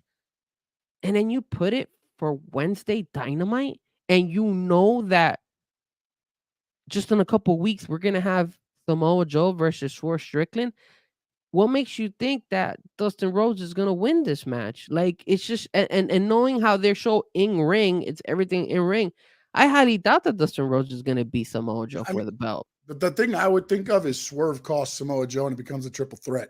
I hope that's what I'm hoping. But I don't, again, it goes back to the whole thing. That at least tells a story because Swerve would come out and cost him the title. Correct, but it's still kind of weird because Dustin has been so irrelevant for him to all of a sudden now win the belt. I felt this was the same thing as like all of a sudden on Saturday it's CM Punk, the video release, and then this release of Dustin cutting the promo. Mm-hmm. It just felt like we need to be talked about. Let's get them talking about us. And it's like, and look, I mean, that was kind of on Twitter and on X. That was the thing Sunday morning leading into night 2 of WrestleMania and the Slammies. It was the talk of them releasing the video. So they did get a little bit of rub there. But now you have to come through with this. And again, they asked Tony Khan, he's like, yes, we're releasing the video. But like, what are you expected to get out of this? Be smart about it. I mean, again, I don't care if CM Punk gets punched and dropped. Like, at this point, CM Punk has moved on. He's a main event guy in WWE now. Like, it doesn't matter what happened, 6-8 months ago now? Mm-hmm. At this point, what are you going to do? Hurt his feelings? He's having the time of his life. Mm-hmm. You know, Jack Perry, you've made Jack Perry irrelevant since this issue. Although he shows up in New Japan, he rips up his contract for AEW, trademark scapegoat, and all this stuff. But like, I mean, you haven't even mentioned him. So at some point, if you're going to make this make sense, and the Young Bucks this week started, you know, again, whether it was shots at CM Punk or maybe it's shots that Jack Perry's coming back, they made references that happened during that issue. So I'm hoping that it's going to be more of the latter of them bringing back Jack Perry and making him relevant without him having to be there than it is, here's the video of CM Punk. I agree, man. They need to do a twist, and if they're gonna get, after selling this Dustin Rhodes promo of him wanting the belt, you're right. I was thinking the exact same thing, that there's a way that Swerve costs the championship belt and they make it a triple threat match for. I mean, the only thing I thought of too was this. Makes sense. And then again, this goes, you know, back to where, what if Cody didn't finish the story? What if Cody couldn't win the world title? On Wednesday, Dustin does win the world title. Do you know what I'm saying? Like I honestly thought like that would be TK's FU moment to Cody too. Probably. But remember, it was their decision to make Cody to where he couldn't win the title. Remember, that's when MJF turned heel. Remember, it was Cody gets a shot at the title. If he wins, then he's the champion. If he loses, he never gets another shot. And that's when MJF turned on him. But I think they sold him that whole TNT belt, and that's why he accepted that. They made the TNT title after because TNT wanted a belt. So, yes, but there's nobody better to put it on than your top guy. Yeah, because he can't win the other belt. So that's why I felt like they probably said, they probably told Cody, hey, look. What you did with John Huber. When John Huber destroyed him, it made him that monster. Yeah. Because he ran right through him, 3 clotheslines, and laid out Cody 1, 2, 3. He's your new champion. And you've made like the guy that nobody could beat, bam, he ran right through him like nothing. And rest in peace, John Huber. And what was cool was seeing his son in a WWE ring this weekend. You know, I almost was going to be that jackass and been like, oh, I wonder if TK okayed -1 to be in the ring. You know, I wanted to be that guy to be like, I wonder if TK okayed that one, you know, but I wasn't going to do that. But it's one of those things where I think sometimes TK is just too emotional, man. Just too emotional. This is an emotional industry, but the people running it need to understand that sometimes you got to say no. All right, you know what? Yes, I want to do that, but we need to take a step back. I'm very interested. Tomorrow, I think it comes out. The build up to WrestleMania, kind of the behind the scenes footage of how a lot of the stuff was coming together. I saw that, yeah. Because they go in, again, they showed it on the trailer, how in detail they go. I don't know. But up until that one point, it was Roman versus Rock. And then all of a sudden it was, no, we got to get Cody back in this. Mm-hmm. Okay, well, then this is what we needed. This is what I'm going to do. And I'm very interested to see how that played out because, again, normally that doesn't happen. Normally it's, we know what's better than the fans. They don't, that's what I think is different about Triple H. Is he going to listen to the fans every time? Probably not. But he was smart enough this time to go, no, this is a passionate cry from the fans. This isn't just a thing where next week we flash the bright light and they forget everything. Mm-hmm. And they made that change. And that's like, we talked about it all the time. Like, I feel AEW missed the boat with the devil. Oh, it did. Yes, absolutely. You had a chance where Tony Khan, you could have been, and I get it. It's the same thing WWE did with Vince McMahon and everything else. But at that point, you had people, there were stories and reports that people in the locker room were unhappy with you. There's all this stuff going on. You still could have had Adam Cole been your hand-picked person, but you could have been the devil. And then you had Adam Cole and the Undisputed, I keep calling them the United Kingdom, the Undisputed Kingdom as, your group that you run, like what Eric Bischoff did with the NWO. And that's probably the other reason he doesn't want to do it, because it's kind of like a Bischoff idea. But at some point, you don't need to reinvent the wheel. Yep. It just feels like you're waiting for that time where it's like, here's what AEW brought fans back, man. You made wrestling fun again for a lot of fans during a time where WWE wasn't fun to watch. You brought that product to our TVs. Yeah. But now I feel like you're just like resting on your like, it's just like, hey, here's our show. This is what we're going to do this week. And then also, which kind of fell under the radar because they did the releases on night one during the I think the Hall of Fame, actually. They did releases. Then one of the guys, he signs back because they cut him when he was hurt, and they're like, I thought about it. We're going to bring him back. They bring one back. Then the boys send out tweets about they had all these talks with AEW travel, and they were supposed to be this, but then they wanted to drive 3 hours. They told them we don't have a vehicle that can make it there. They were ghosted or whatever. Again, 3 sides to every story. I get all that. But he said they no-showed events. And then they come out with, text and everything showing that they were trying to get to the event and they were getting a runaround in a way. Mm-hmm. And I get it. They're the boys. It's not like they're doing. But then when you hear the CM Punk story where he got left at the airport and nobody was there, like, I mean, come on. Yeah, man. Yeah, I mean, there's a lot of things that we could criticize. And again, one thing too, real quick. TK may have no idea what the travel's doing. I understand that. And that's one of the things that I hope he understands, that he doesn't have to do everything. You have people to do things, because I feel right now he's got his hands on too much. I mean, my 2 cents. I read a report as well.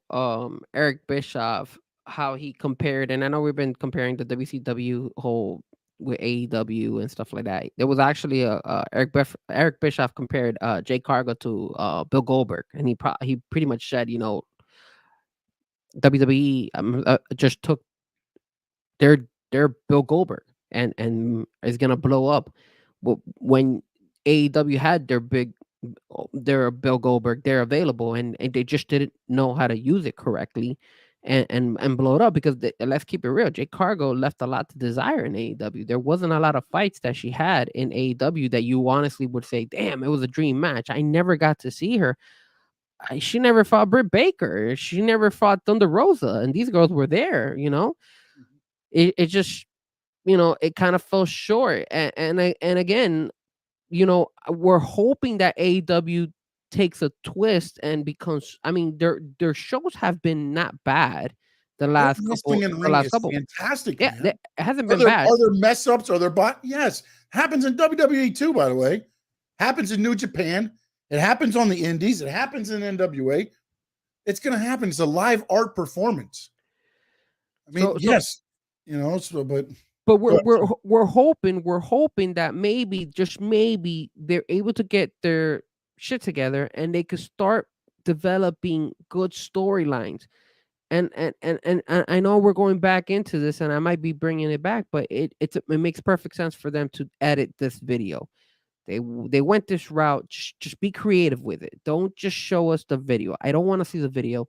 I want to see something implemented. I hope they do that. They don't, believe me, you and me are gonna be criticizing them next week as well. We're gonna be like, okay, again, they dropped the ball. Same thing with the Dustin Rhodes. Let him win it. Screw it. Swerve costs the belt on Samoa and Dustin wins. And not only And then that, but they need to be shady. Cody Rhodes is the biggest freaking wrestler in WWE. What? It's gonna look good for AEW that his brother has a belt in AEW, the biggest one as well there. Take advantage of it. Like, don't be stupid. Like, be smart about it and give it to him. Screw it. Give it to him. Even if he loses at the pay-per-view, at the Dynasty. But at least give him that moment. Take advantage of these particular little moments, and you did it already. You're gonna use CM Punk's footage. Might as well take advantage the opposite way, and give a belt to Dustin as well. That way you have something to talk about. Both brothers, champions in different organizations. People are gonna talk about it. I don't care if one is bigger than the other. People are gonna talk about it. And knowing them and knowing how good Dustin has been, he could even say stuff about it as well, and like still even take shots at The Rock and all that stuff on social media, and people will tune in, man, because people are intrigued about it. This is wrestling right now is so cool. Yes. Wrestling is so everybody's Buzz around so it, invested. Just investment, but it's also about getting people emotionally invested. How about this? Even if Swerve comes out and says catches Joe, whatever. What if you have somebody come out in American Nightmare Factory sweatsuit?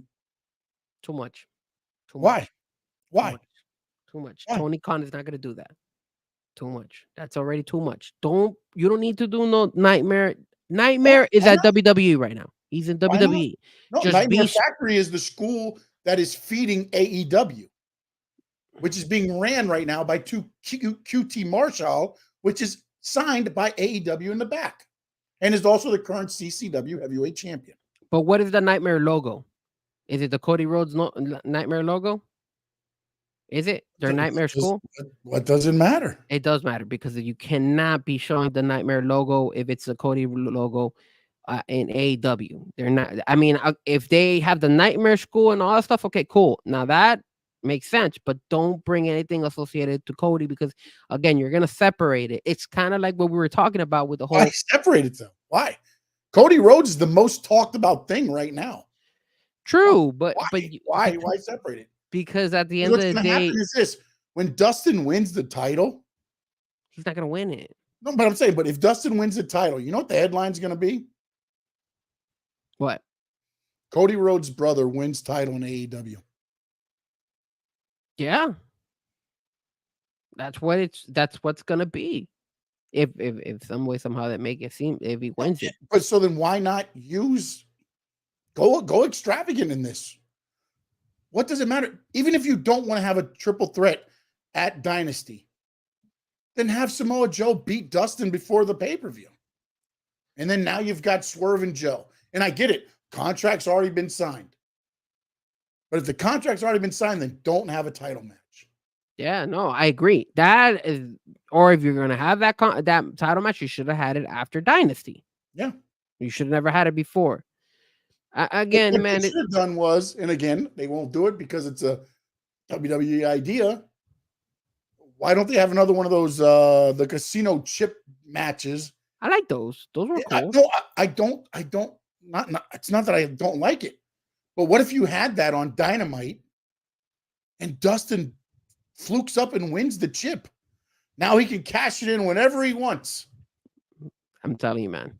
At least that makes, again, it just kind of like a Money in the Bank, because that's what that chip is, the Money in the Bank. No, that's exactly what it is. This just feels like a rush job where it's like, hey, Dustin, if for some reason Cody doesn't win the title, we're going to give you the heavyweight title. I don't think if he wins, Samoa Joe's going to win, which everybody already knows Samoa Joe's going to win because we have Samoa Joe versus Swerve.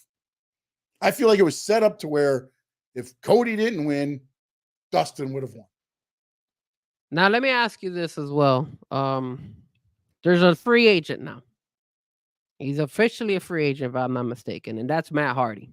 Yes. He's gone. So what's gonna happen? Are they gonna re-sign him? Because Jeff Hardy's still signed to AEW.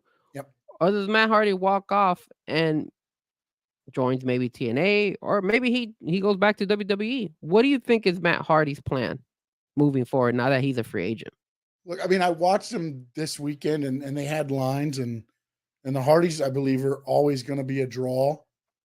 But I look at the tag team division in the WWE, and unfortunately, I don't see the Hardys being in that tag team division. Mhm. You got the Creeds, you got AOD. I mean, they're getting those guys that are just DIY. like DIY. I mean, you got Miz and Austin, you got Miz and R-Truth, Austin Theory, and A-Town down. And then of course you can just throw anybody together. I mean, you've got Alpha Academy if you want. Now they've done something, I think, with Cedric Benson and the guy from what's his name? The Fab went with Bobby Lashley. The guy that was with her went and teamed up with Cedric Alexander. Now they team up on Main Event. I just feel like they're almost at that. They're younger Renaissance type tag teams. And then I mean, not even including NXT. When you look at NXT, they've got a few tag teams down there.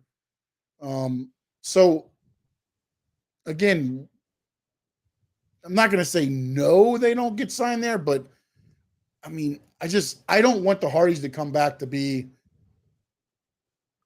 everybody else making a name off of them. You know what I'm saying? Like, I feel like if they go back, it'll be more like, oh, this team beat the Hardys. This team, it almost like what happened at AEW at the end. It just felt like, okay, let's put the Hardys in with this team so that we can say they beat the Hardys. And it sucks to say because they're such a great tag team.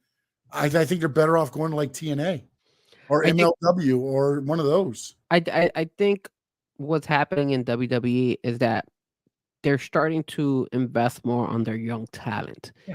And the only people that are like older talent that are still in WWE are like the big faces. CM Punk.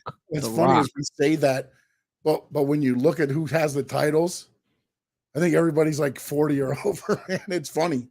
It's funny because a lot of the people that you're right, a lot of the money that is invested in the younger talent, but the older talent is still the face. Yeah. You know what I'm saying? And I just feel like that's where the Hardys aren't coming in to be tag team champions. And I just don't think they would be like a one-off. Yeah. I could see them as a one-off, but I don't see them like a moment. Like if, for example, in that ladder match. Up at a Raw or something and get a big pop or something. But I think they'd be better like TNA.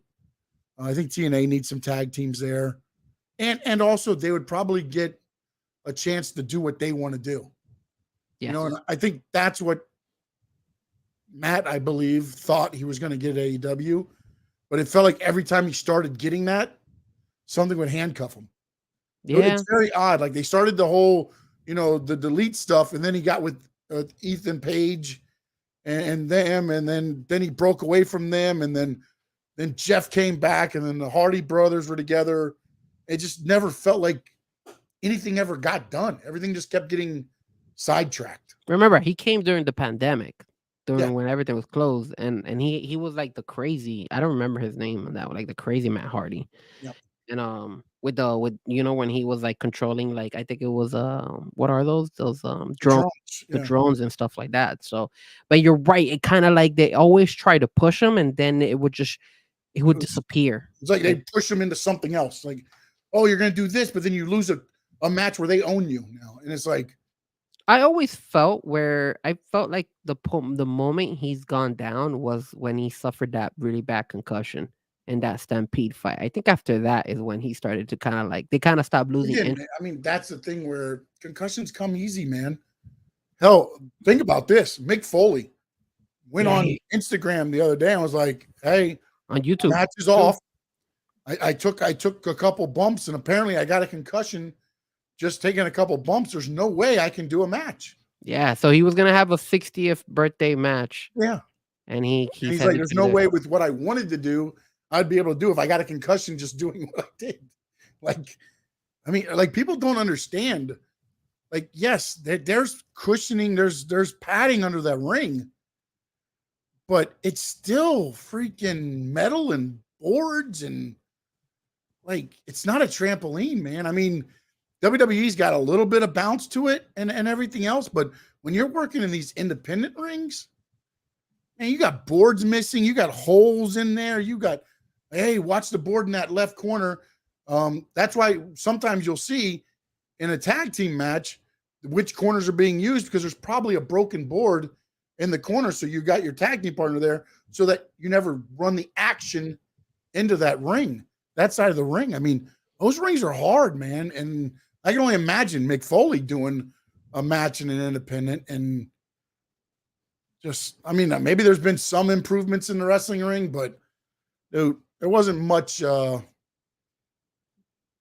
help for me. And I can only imagine, I know for sure I had 3 concussions. I don't know how many other times I might have and didn't even realize it. Well, you know me. I've never wrestled, but I have played soccer and I have played goalie, and I did suffer a concussion once when I got smacked really hard on the face with a soccer ball while I was blocking a shot. So I know the feeling. I don't remember what happened after that. It took me a couple of hours before I actually remember what the hell happened. Now, going one last thing about the AEW side, and I wanted to bring this up. It's the fact that here we go again, where we had a huge pop for the CEO, and again, we have a collision where she's not featured, and now we have a dynasty where she's not featured again. So that high is starting to again fall down again. And this is my concern.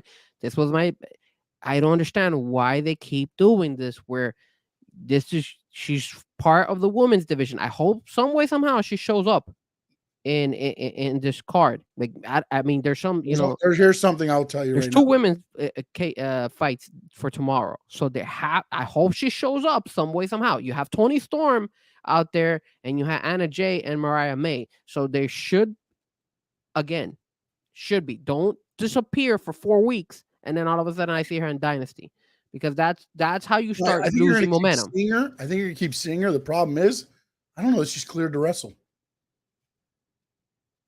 Well, then keep showing her in different aspects. And I think that's what they're trying to do. But it's also hurting her in a way because, like, you're like, well, why aren't you doing more? Like what you're saying right now. Like you see her and you see her and you see her, and it's like, why aren't you doing more? But I'm thinking she's not cleared because the only time that she has been active is her doing her moves. That's it. She's taken no moves from anybody else, not even getting pushed or anything like that. So I'm going to say, for the reason she's not going to have a match at Dynasty would be because she might not be cleared to wrestle.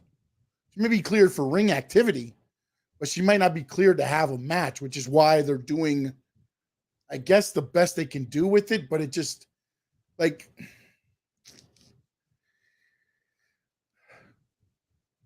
I don't know how long you can do the CEO thing, man. And then look, Okada, he wrestled last Wednesday. I think he wrestled last Wednesday. I think he wrestled against. But Okada, you're seeing his personality with him doing the English and the heel type. Yeah, they're Will all Ospreay is knocking it out of the block. Yeah, he is. And again, you had her debut. It was big. It was what it needed to be. It was in her hometown. And now it's the Adam Copeland treatment. So sad, man. So sad. The Adam Copeland treatment. Where is that? I mean, where is Adam Cole? Where is he? Apparently, he's been wrestling for 13 years now. It's in our tweet on night 2 of WrestleMania that it's 13th year in the business. But again, that whole the Undisputed Kingdom, the devil thing, like this is where I worry that MJF really isn't going to resign because you're not pushing that group. You're not mentioning anything about what they did to MJF. Like not even being like, we put the scumbag, out to help you guys. Like any mention of it, there's nothing. And to me, that is odd. Unless he's freaking gone. Again, like if you're holding it this long, like then why do the whole devil segment, the whole devil thing for 4 months to get to where in 4 months you've killed the group that was the devil, which was the best thing you had going. I mean, I'm not a businessman. I'm not all this stuff, but like I would not have done that unless you're signed. Yep. Sign the contract and we'll give the push. If not, then you're going to drop the belt, man. It goes back to like everybody. It goes back. Look, say what you say, whatever. We know Vince is a terrible person. But the one thing he wasn't going to do is let his title leave his company on a handshake. Like, I get it. You're Bret Hart. You're my guy. We're always good. I can't take that chance. I can't take that chance of you showing up like Medusa and taking my women's world title and putting it in a trash can on the competition's TV. I can't take the chance of you winning the NWA title and then christening it the ECW heavyweight title and being another company. And that's what Shane Douglas did, which started ECW. Like, I get it. Samoa Joe won the title, so the title didn't leave. But your hottest angle and everything that your TV was pushing everybody to took a shit. Yeah. And you've got nothing to show for it. Like, I just can't believe that. And I get it that, you know, we always say it's, I mean, maybe Tony believed maybe he pulled the LeBron and Pat Riley thing. Like, hey, LeBron won't leave without telling me and I'll wait for him to tell me. And then he's not going to tell me. And then I find out and now it's too late. Like, if that happened, like TK's got to look at himself in the mirror and be like, never again. Okay, you got me, but never again. This doesn't happen again, because like, look at what has happened since. What good has come other than the 3 signings, which you spent over what? Well, supposedly Okada's $4 million, Ospreay's probably $2 to $3 million. Plus, you're flying them UK to wherever you're at, so you're spending a lot in travel as well. Mercedes Moné's at least $3.5–4 million. You've got $10 million probably in those 3 personalities. And what have you gotten in 4 months? What are we talking about? We're talking more about a CM Punk video, and we're talking more about Dustin Rhodes than anything else you got going on. Not only that, man, but you got wrestlers out there that you've never seen, that you don't see him anymore. Where's Miro? Where's Moxley with his blood and bleeding everywhere? Where's Britt Baker? Where's Adam Cole? Where's all these guys that you've invested? Where's Keith Lee? Where's all these guys? You know, like he was on TV, on WWE TV, by the way. The Young Bucks were on WWE as well. Did you see that? But during the Hall of Fame, they were talking to, who were they interviewing? Somebody, and Keith Lee walks by, and then they called him the other way. So he turns dead into the shot and like, oh, that way, okay. And everybody goes freeze framed it and like, look at Keith Lee getting more WWE TV time than he does in AEW. Sad, man. Sad. Let's see. Josh jumped in. He said, Triple H makes everybody unstoppable, which is dumb. F Rhea Ripley. Man, Josh, buddy. Damn, what do you got against Rhea Ripley there, huh? A little strong there, Josh. He doesn't make everybody unstoppable. I mean, he just took over the company. Roman Reigns, yeah. I mean, Roman Reigns was positioned that way. But that was Vince. And Rhea Ripley, I think, has earned that right. I mean, with her gimmick, and 2, she's just a badass. Right now, who is to the level of Rhea Ripley? And you just had Damian Priest win the belt. Like, Judgment Day right now is riding high. You can't take the belt away from her. Doesn't make any sense. Think about it. If everybody's unstoppable, Gunther lost. Yeah. Roman lost. Yeah. Who else is unstoppable? Yeah. And give me Jade. Hey, Yeah. you know what? Maybe that's coming down the line and they set up for that. It's too soon, Josh. Yeah. You can't throw her in it. And that's look, here's the one thing. Excuse me real quick. Oh, coughing right there. Sorry.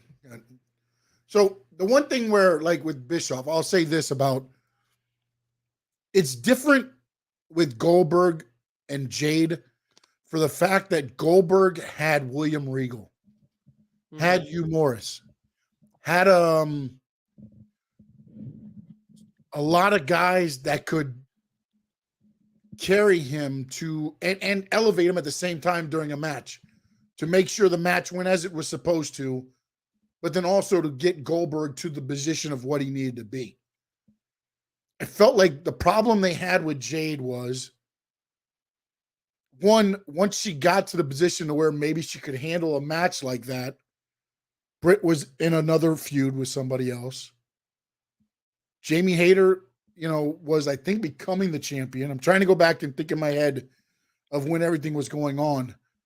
And then also, like, Thunder Rosa was gone. Like, I think the ones that could be there at the time when she became available and ready to be that person wasn't there. Yeah, you had Red Velvet. You had, Kiera Hogan and them there. But week in and week out, you couldn't verse the same ladies. And I feel like that kind of got lost in the shuffle. And then Hayter gets hurt. Britt Baker goes down. And now it was a lot of the unknowns. And I think that but what about a lot of that took a back seat in the AEW run. Not saying they couldn't have thrown her to the wolves with some of them and been like sink or swim. I mean, that's kind of what WWE did, but they protected her as well. They put her out there at WrestleMania like, hey, sink or swim. This is what you got. This is what we're going to do with you. And this sink or swim. And she swam. Sometimes you don't know how good you get until you wrestle somebody and you're like, okay. Or you look at it and you go, okay, I got a lot of room to improve. And that happened to me. I fought Roderick Strong. And when I was done, I was like, I'm nowhere near that level. But check this out. There's so many women in the AEW that AEW misses the mark on them. Athena. There was a point in time when Athena was big, and they were selling Athena a lot. There was a point they missed the mark on some of them, but when you look at what happened, I mean, and this is the funny thing too about AEW is I felt their women division was on fire for the longest time, and then they let the fire just go out. I mean, of course they've let the fire go out. Look at some of these women that they haven't even showcased. Where the hell has Ruby Soho been? Where in God's green earth has been Soraya? Soraya was a big pickup. She was all in a big star when she won the belt over there. And then what did they do with her? They let her just sit and rock. I haven't seen Soraya in a while. Like Soraya, bro, like come on, man. And there was a big pop for her. I mean, they randomly just start bringing that people. Would have been the one to team up with Jade. That would have been the one. Paige and Soraya and Jade would have been probably pretty good. And you see the same people wrestle every single time. They have the women there that I mean, they there was a point in time when they showcased the hell out of Hikaru Shida. Where has she been? I have no idea. She's on Ring of Honor. She just did the main event Friday night. Oh, really? Oh, sorry, the semi-main event against Athena. Athena against Shida.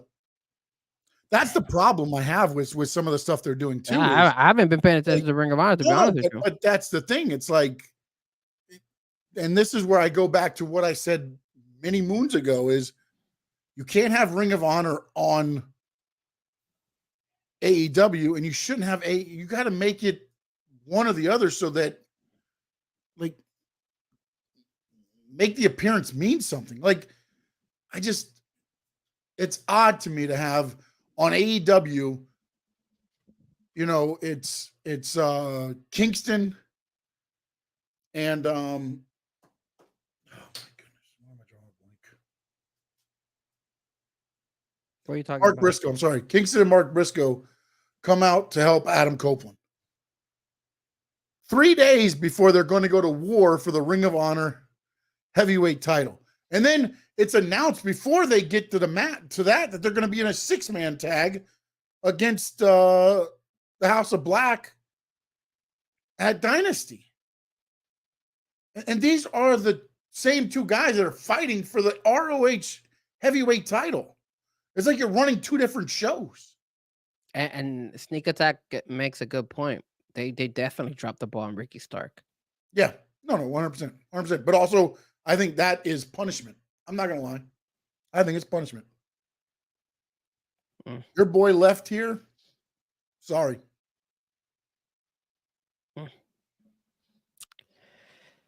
Oh, man, it's sad. Samantha Irvin tries too much. No, come on, Josh.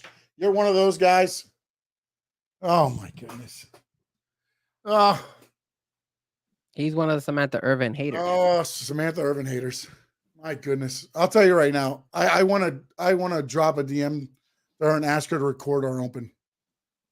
That would be good, actually. That would be pretty cool. She's way beyond our levels, but my goodness, dude. I love the fact that she puts the word emotion into everything she does. She does different. The Chelsea Green, I love. Like she just. It's not the old. The problem is everybody's used to the old days when it was. Ladies and gentlemen, the following contest: 1 fall with a 15-minute time limit. Introducing first from New York, New York, Frankie Fresco. From New York, New York. Get the hell out of here. From Miami, Florida. Lauderdale, Florida. How dare you? Sean Stanley. Oh, get out of here. And that was what you got. And it's like, because somebody, and again, I get it. You like your Howard Finkel's. You like your, I love the AEW guy, Justin Roberts. Justin Roberts, yes. I like those guys. I do. But I also like the fact that Samantha Irvin takes each person and individualizes them a little bit. Yeah. I mean, she puts a lot of emotion where Ricochet comes out. Every time she speaks. I hope your mute button breaks. Oh, damn. Taking shots at Josh. Josh just like, wow. Don't be goodness. Sean, man. Some people just don't like her, bro. Hey, I'm going to bring her on the show. I'm going to reach out. I'm going to try to get on the show. I'm going to be like, we got this guy, Josh, that can't stand your voice. So we're going to make him watch our show on mute. I like her. The one I don't like too much is the one from NXT. I don't think she's that good. I don't know her name. They also do the same thing there as they try to find the next Samantha Irvin. That's what they're trying to do. Yeah. So, all right, Frankie, we've gone 2 hours and 12 minutes. Yes, sir.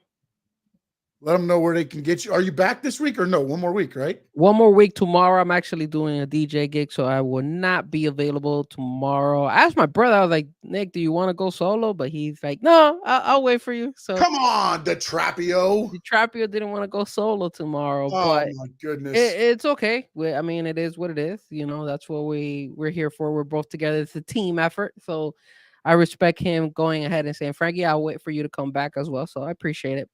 So, yeah, you could definitely catch our show. Let Me Talk to You. We'll be back next week, next Wednesday. What I might just do, though, I might drop a video here or there for tomorrow. Sometimes we have the Speak the Unspoken, and I kind of have some stuff built up. So I might just drop a video, Speak the Unspoken, for you guys on my channel. And don't forget to follow my channel, Frankie Fresco. Fresco's obviously... the way that he are playing right now, I might have to. Yeah, I know. That Jesus, I didn't want to talk about the Miami Heat. The way the Heat are playing the Miami Heat is just terrible, man. But yeah, you could definitely go ahead and follow me at Frankie Fresco. Fresco is Frezko. Just the Z and the K. Remember, because people might think it's the S and the C, but it's Frezko. Like and then Fresco Moss. like Fresco. Well, no, a lot of people Lord, I'm not gonna go that route. Anyways, yes, and we also have Inter Miami. I know it's tomorrow's. Damn, bro. I'm sorry, guys. I wish I could do the show tomorrow. There's so many things going on. You know, Tua working with John Beck. I know I saw Big O was taking a shot at me, or was gonna take a shot at me a couple right before I left the chat board on because yeah, we're not gonna go there, but Inter Miami is playing tomorrow. Damn. I wish I could do the show, guys. Sorry, guys, but don't worry. We'll recap it. I mean, Champions League was today. Oh man, great games. Great Anyways, match, great game. sorry, 3-3, buddy. sorry, Chad. Sorry, I watched Chad. the Real Madrid one. Sorry.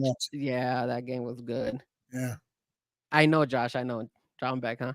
Anyways, you can follow me at Fresco. Frankie Fresco. Those Fresco who Music. can't teach. Remember that. Okay. I just won't. I won't go there. I follow Omar Kelly. What will John Beck give Tua? What does he bring to the table? Yeah. What not to do in certain situations. Anyway, follow me at Fresco Music or Frankie Fresco channel. Thank you so much. Don't forget to hit and subscribe on this channel. We'll talk more wrestling. And also, guys, don't forget, new time. We're starting at 7 o'clock moving forward on Tuesdays. So 7 p.m. Squared Circle Digest will be on Tuesday, 7 o'clock. New time. Yes, like you said, new time. 7 p.m. Tuesdays. You can check me out on Twitter, Twitter and X, same thing, aren't they? X, IG, and TikTok at Sean_Stanley11.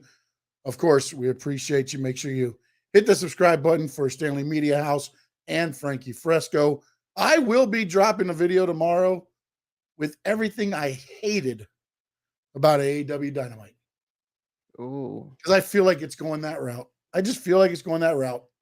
And if it's not, I will drop a video about everything I loved about AEW Dynamite. Since I'm gonna be technically tomorrow I'm not gonna be DJing. I'm working with one of my friends, the DJ, so he's DJing. I'm setting up all the equipment and doing all that stuff. I might get on as well and DJ a little bit, but I'm gonna try to see, since I'm gonna be doing mostly the music production on the event. I'm gonna be in South Beach actually, so it's a big event for us. So it's gonna be a pain in the butt because when I do DJ gigs in South Beach, traffic there is and loading and unloading is terrible. But anyways, long story short, I'm gonna try to see if I could sneak and watch AEW on my phone while he's DJing and see what the cut is gonna be of this all in. And then also, I'll be releasing NXT. I'll watch that here in a little bit. Release a video also on what I thought there, and a lot of wrestling stuff coming soon. And then I still want to get the sports talk going, and I'm still working on the NASCAR stuff. But I need to get something first okayed before I start doing the NASCAR stuff. And then also, I just got to be able to find a little bit of time. Tomorrow, don't forget, you can join myself, Big O. We will be at Caneswear, 10 o'clock in the morning. That's Caneswear, 2655 South University Drive. And come on out and say hi to me, Big O, and everybody else. Although both of us are kind of evaporating away. Got on the scale today, 32 pounds. I'm down, buddy. 32. You know, I saw. So you guys, if you guys didn't know, but last Wednesday I actually made a pit stop at the youth fair, and I did see Sean and Big O in person, and absolutely, Sean has lost quite a few pounds. I'm proud of you, sir. I need to start following in your footsteps and start working out as well. I've been slacking with my soccer, but I'll definitely be back. And I know when I do these DJ gigs, I'm always gonna be like freaking like losing weight because I have to pick up so much stuff and moving around. I usually end up probably hitting about 18,000 steps when I do these gigs. It's all so. Burn more than you get, burn more than you eat. That's all you got to do, buddy. All right, we'll thank everybody on X that tuned in. Don't forget, on X, you can also chat with the show. We get it here on the StreamYard, but of course, in our chat, we had No Doubt, Josh, DeTrapio, Sneak Attack 305, Cap for Life was in. We had Nicholas in. Mimo was in. Terry was in. Chad was in. I said No Doubt already, right? Yeah. Well, if I didn't, No Doubt was in, of course. We appreciate all of you. My dad was in, so appreciate everybody that was in talking some wrestling. every Tuesday, 7 p.m. This Stanley Media House YouTube channel, Frankie Fresco YouTube channel. That's where you want to be. We appreciate you joining us on X. And tonight, I will not have Paul Heyman say how we really feel about Frankie Fresco. Oh, thank God. So with that, we say good night. I'm just kidding. In the words of the great Gordon Soley, so long from the Sunshine State. Final.